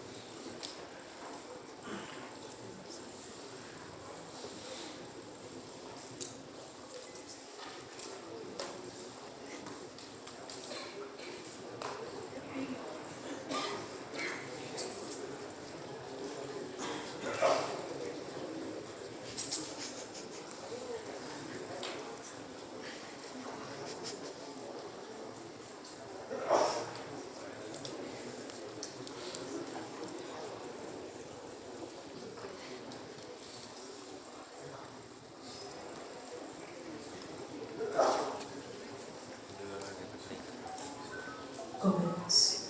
So we try to. Alright. So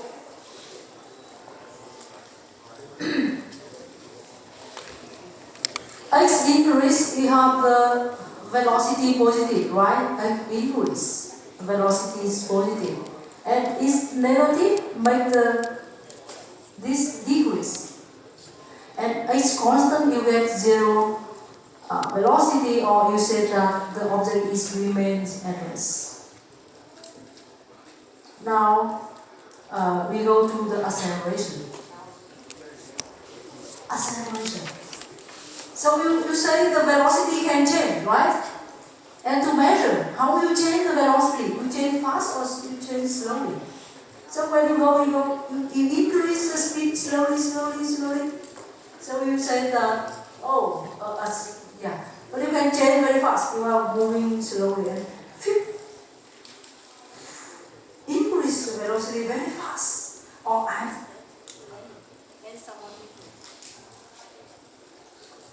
I can change the velocity very fast.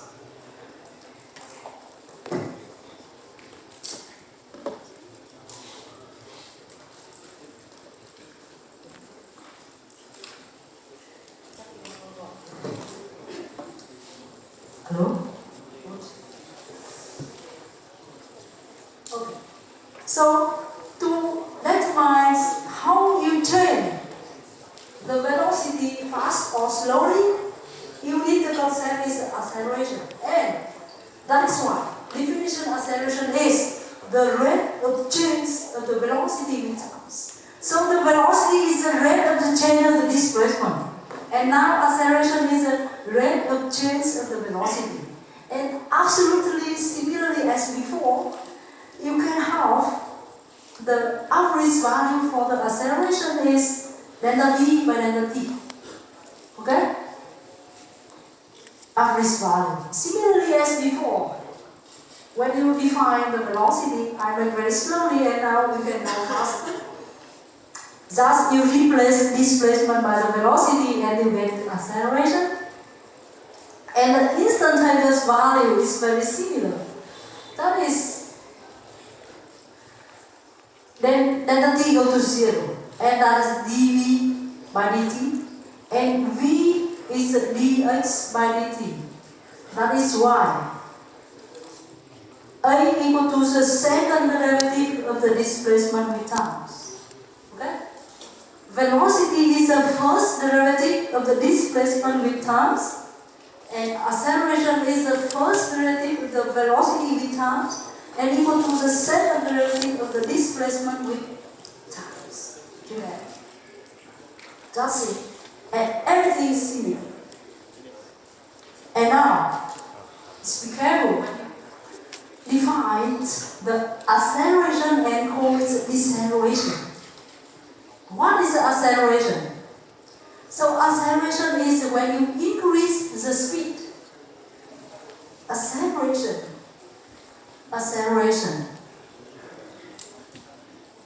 Increase speed. Deceleration. Decrease speed. Increase speed. Whatever you go to the right, velocity positive or negative, I don't care. I care the speed. You increase speed, you say that you accelerate.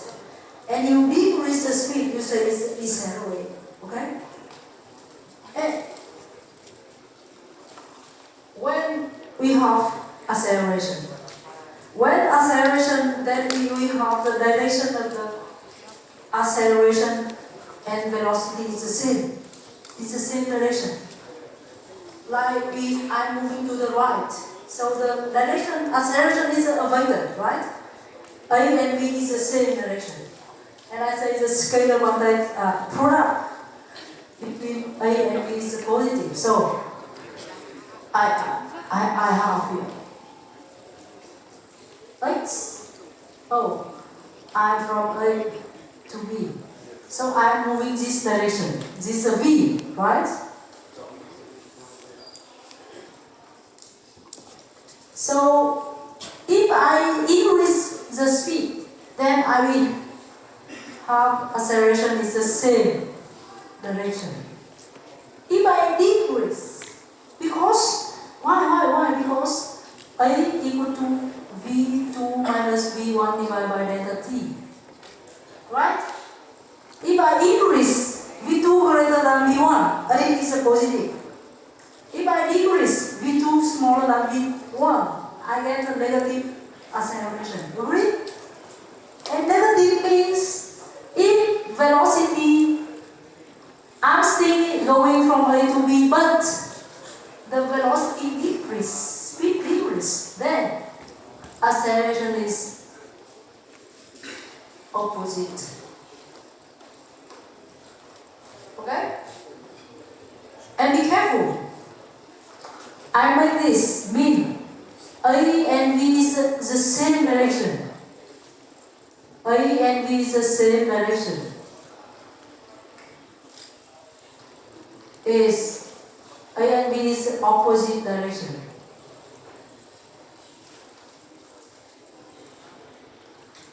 Why is it important?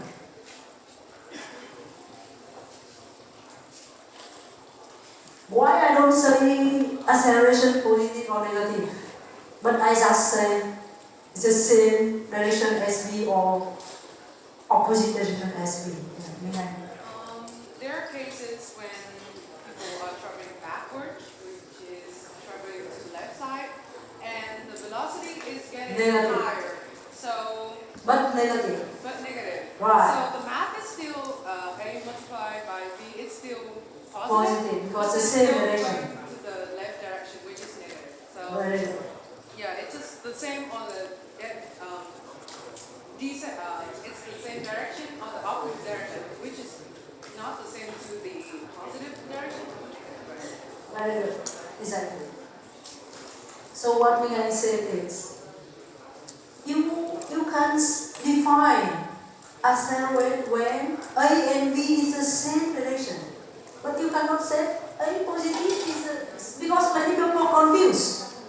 They say that A positive is accelerate, A negative is decelerate, but it's not correct.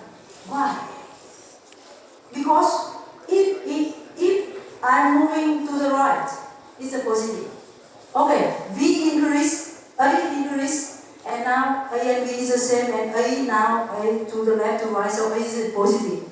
So we say that A positive is accelerate, is correct. But another example as me I show, I don't go to the right, but I go to the left. I go to the left, means my velocity is negative. But I increase the speed. Speed, I don't care the direction, right? The speed increase. I speed increase, but opposite direction. So velocity is negative. And in this case, because I increase the speed, so acceleration still negative because it's pointing in the same direction as the velocity. So in this case, acceleration is negative, but we still have the accelerate. Okay?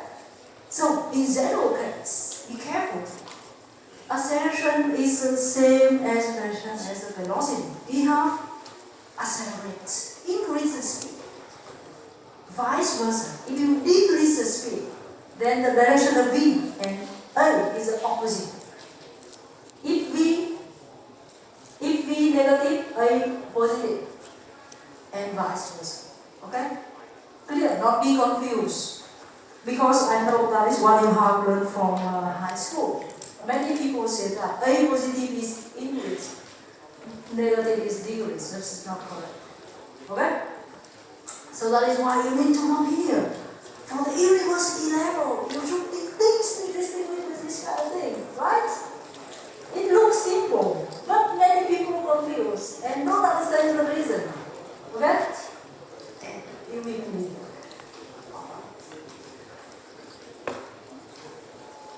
So now, I give you the graph for the motion with the constant acceleration. So constant acceleration means you increase velocity, but you increase constantly. For example, from 1 you change to 2, you change from 1 you change to 2 in 1 second, and to 3 in another second, in 4 is another second. So in this way you say constant acceleration. Change constantly. Okay? So you have the in the simple case, A is acceleration is constant. So if you look at the graph V and T similarly as before, because A equal to delta V by delta T. So A is a gradient of the graph of the V depending on time. Okay? It's a V depending on time. And then you have the straight line. Because delta V by delta T equal to A equal to constant. It's constant. So it's straight line. Okay? And if it's up above the horizontal, you have A and V is the same direction. Below the horizontal, you have A and V is the opposite direction. Because at the times like this is a negative. Delta V by delta T is a negative. And then you have the decelerate. Going down, decelerate. Going up, accelerate. Okay? Because going up is the same direction as V. Going down, opposite direction as V. As V, not as X. Direction of X and direction of V is different. Okay? Direction of X, if you choose at the beginning, you choose from left to right is positive. But velocity, direction of V again, is go to left or go to right. Even X is positive, but velocity is negative, right? When you go to opposite, from left to right. Okay, be careful. Otherwise, we get confused.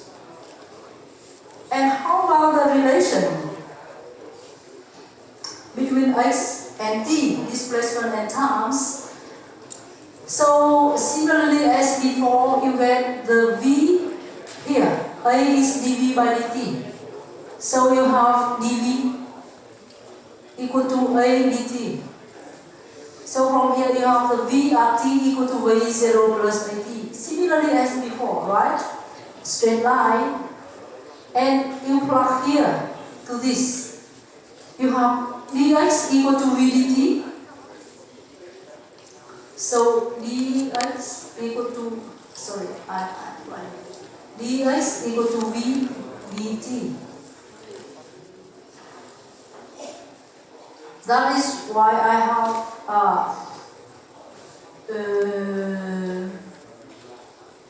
I integrate, so dx equal to V0 plus AT dt. And then I integrate two sides, and then I get this x after time t equal to initial position plus initial velocity times plus a t squared over 2. So you prove this at home, okay?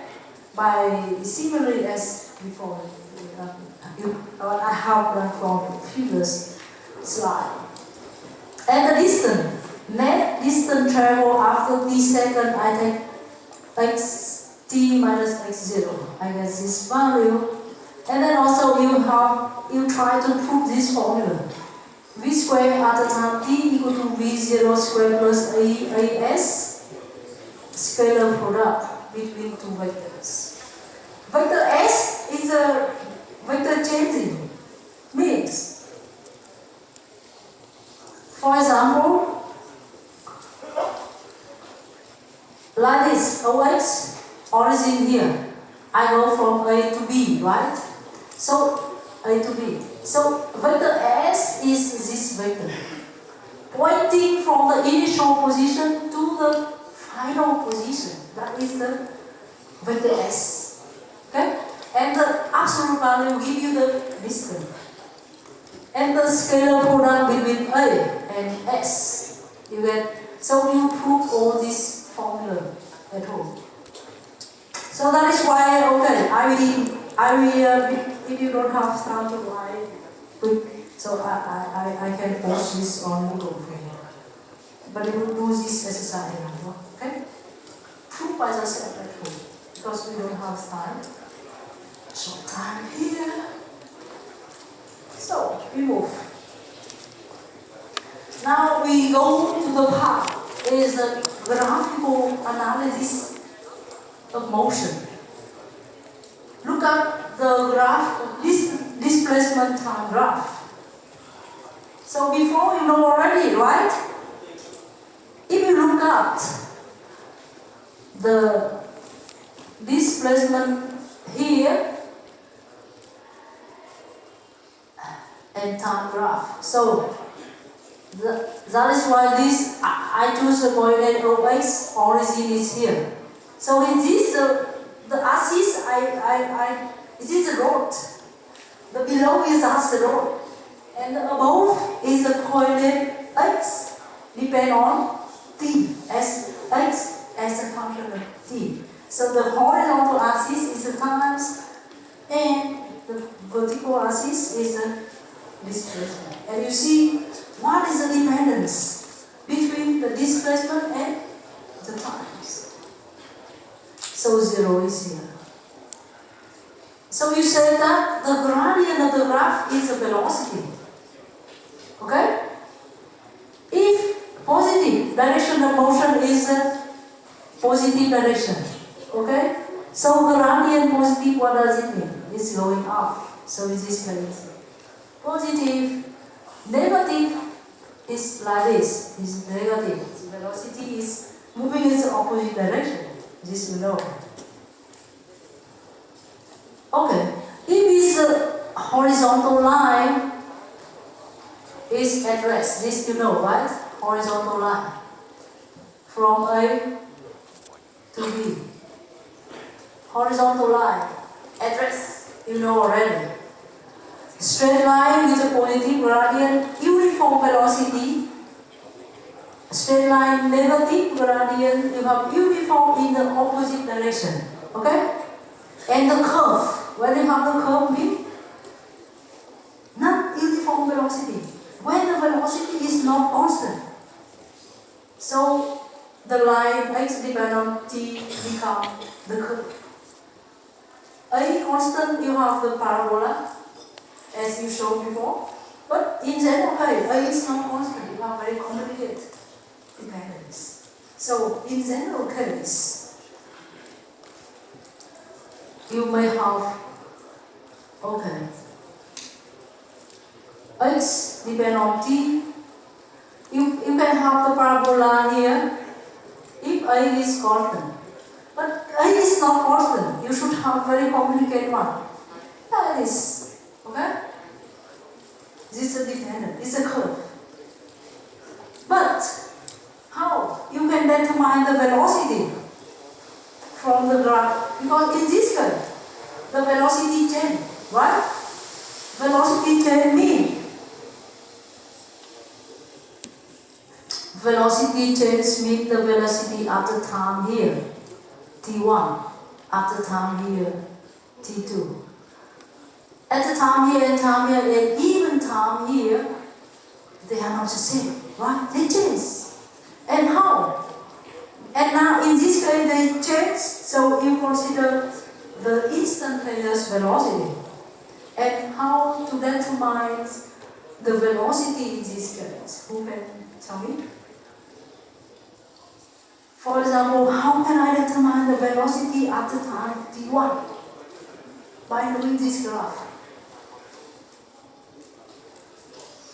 Đạo hàm chính xác, đạo hàm nó ra cái gì của bậc như vẽ.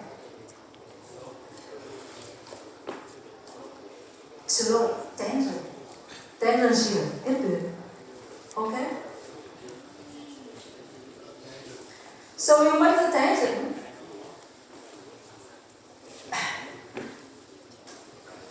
Or to know the slope, how is curve, right? So I make the tangential axis to at this I make that is tangent, okay? At this and the tangent, the gradient of this line create with the horizontal, so you know this angle. Give you the value of the velocity at the time t1. Okay? At the time t2 you do similar. At the time t2 here, I make the tangent here. Okay? And then still you have the gradient, this angle, negative. And then you are pointing down. Change the direction of motion. And at this place, for example, and I make this. Wow, velocity is very high. Going up. Right? And you know, instantaneous velocity with different times. Is it clear to you? Very good. And how you know it accelerate or decelerate? Look.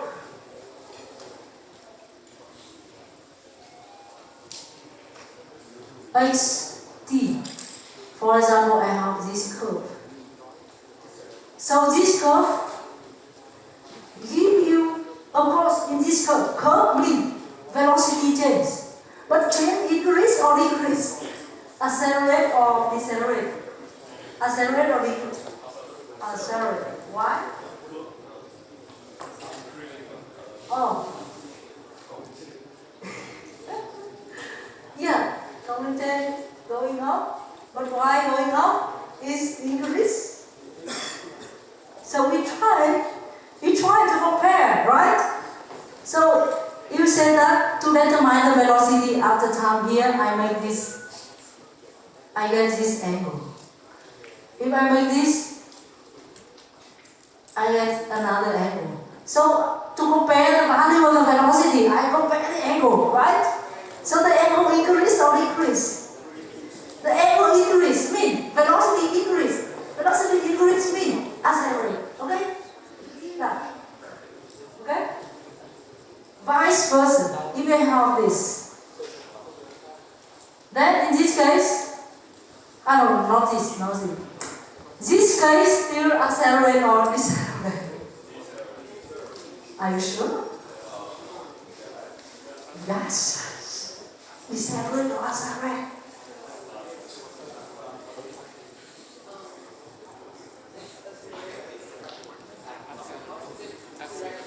Very good. So, accelerate or decelerate? Very good. Speed increase. Velocity decrease, I agree. But the absolute value increase. Very good. Excellent. Okay? So still accelerate but in opposite direction. Very good. Be careful. So in this case, the angle was still, the value of the angle negative, but the absolute value increase. So you have speed increase. Speed increase is accelerate. So decelerate. Decelerate is like this. Okay? Okay? So in this case, the angle is decrease. Okay? So we have the decelerate in this case. Alright. So first, you look at the graph, displacement versus times. Now, how about the velocity time graph? Okay? Now we look at the velocity time graph.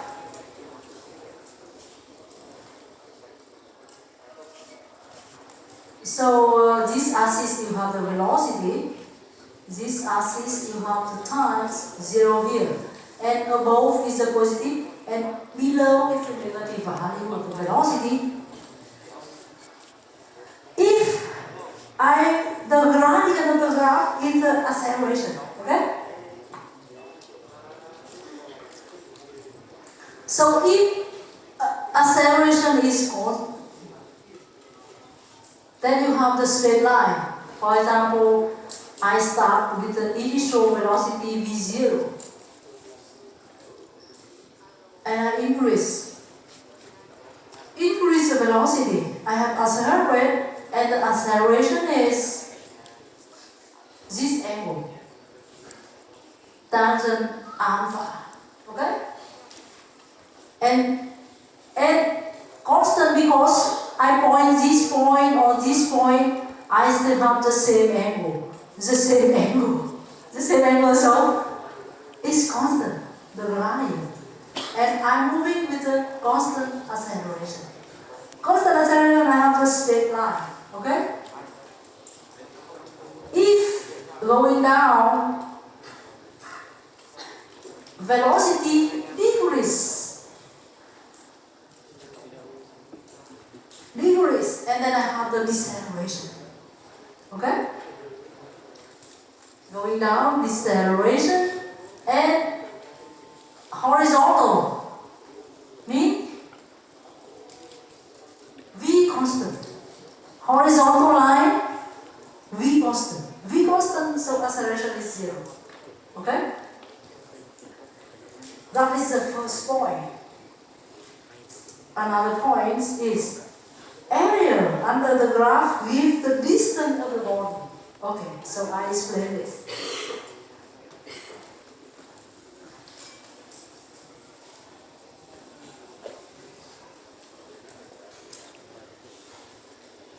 V, T. I made an example, I know this with a constant acceleration. 0 to T. I go from A to B. Okay? No, to be simple. First, this simple. This thing complicated. This velocity change or not? Change. So first I need to assume velocity doesn't change to see what happens. Right. So if I go V here and T here, from A to B, with a constant velocity, so I have the horizontal line. B here. Time T, B initially 0. Okay? From A to B. So what is the distance? So the velocity is v0. So the distance equal to velocity multiplied by time t here, delta t actually. Okay, from A to B, delta t A B. So distance is the v and t. V is this one. Multiply delta t is this one. So this multiply this, is it the area of this graph? Okay. So the distance is area. It's area under the graph of the distance, which way to the horizontal line. Okay? So you go from A to B, you have the graph, and then you make the limit from A to B and make the area. So you have the distance. In this case, it's correct. How about other case? With V change, but change constantly. With a constant acceleration, I have this graph. So I go from A to B. With the A is a constant. A is equal to the angle alpha. A equal to the time alpha equal to the constant. Because alpha doesn't change with time, right? Alpha with a different time is still the same. Okay? So in this case, how we can calculate the distance? Yeah?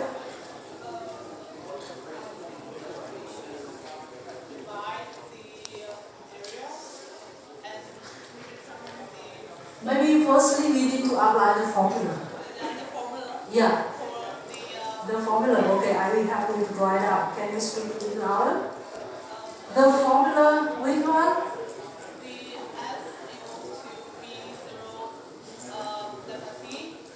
V0 t plus a t squared divided by 2. T is the time here. Okay? And then this, so okay, I write here too. S equal to V0 t plus a t squared by 2. And this equal to?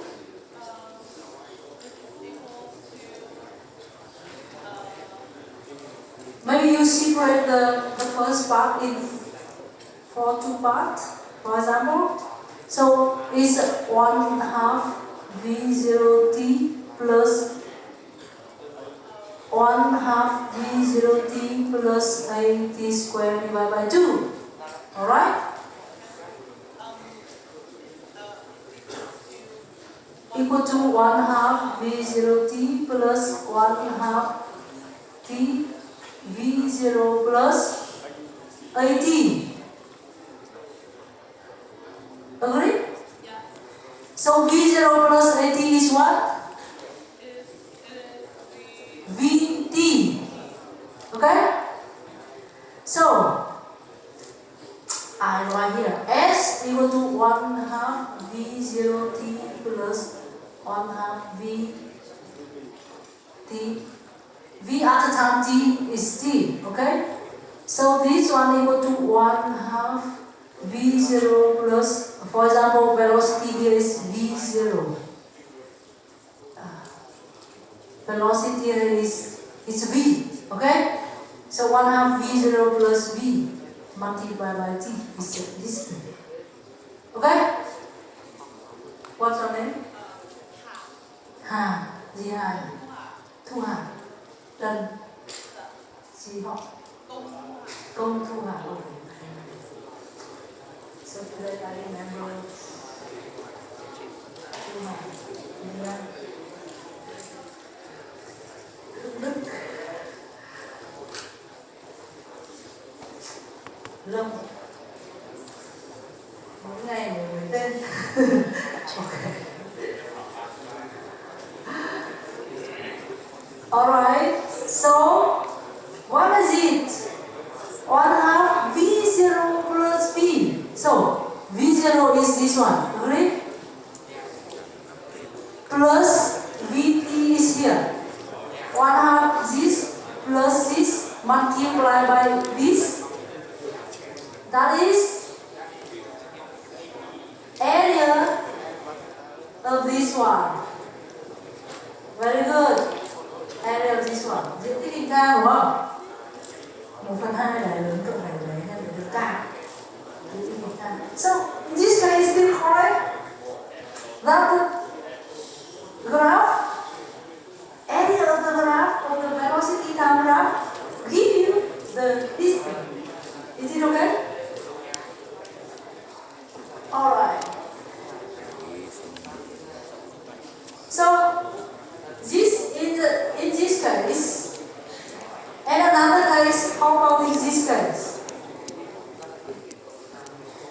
How about this case? Going down. Going with a negative velocity. This. Okay? So in this case, from A to B, still area. In which the distance is the absolute value. Absolute value. But the displacement is a negative.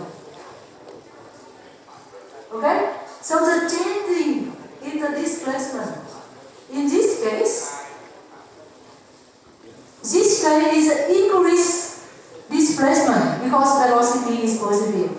So it's delta x greater than 0. So in this case, delta x smaller than 0. But the distance is always absolute value of the changing in the displacement. We will have to exercise to do this.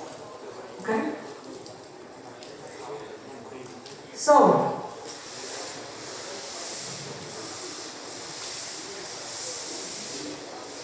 homework. This way. You plot the graph of V with time to describe the motion. Body at rest, animal. Okay? And next one I can ask you. Remember this exercise? Alright, and then we finish the first class. And see you next week.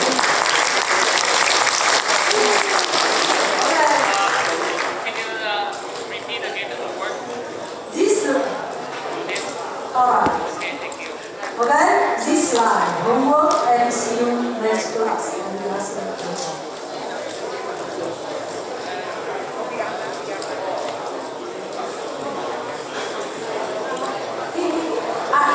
I will up on the Moodle the lecture note until now and also the exercise.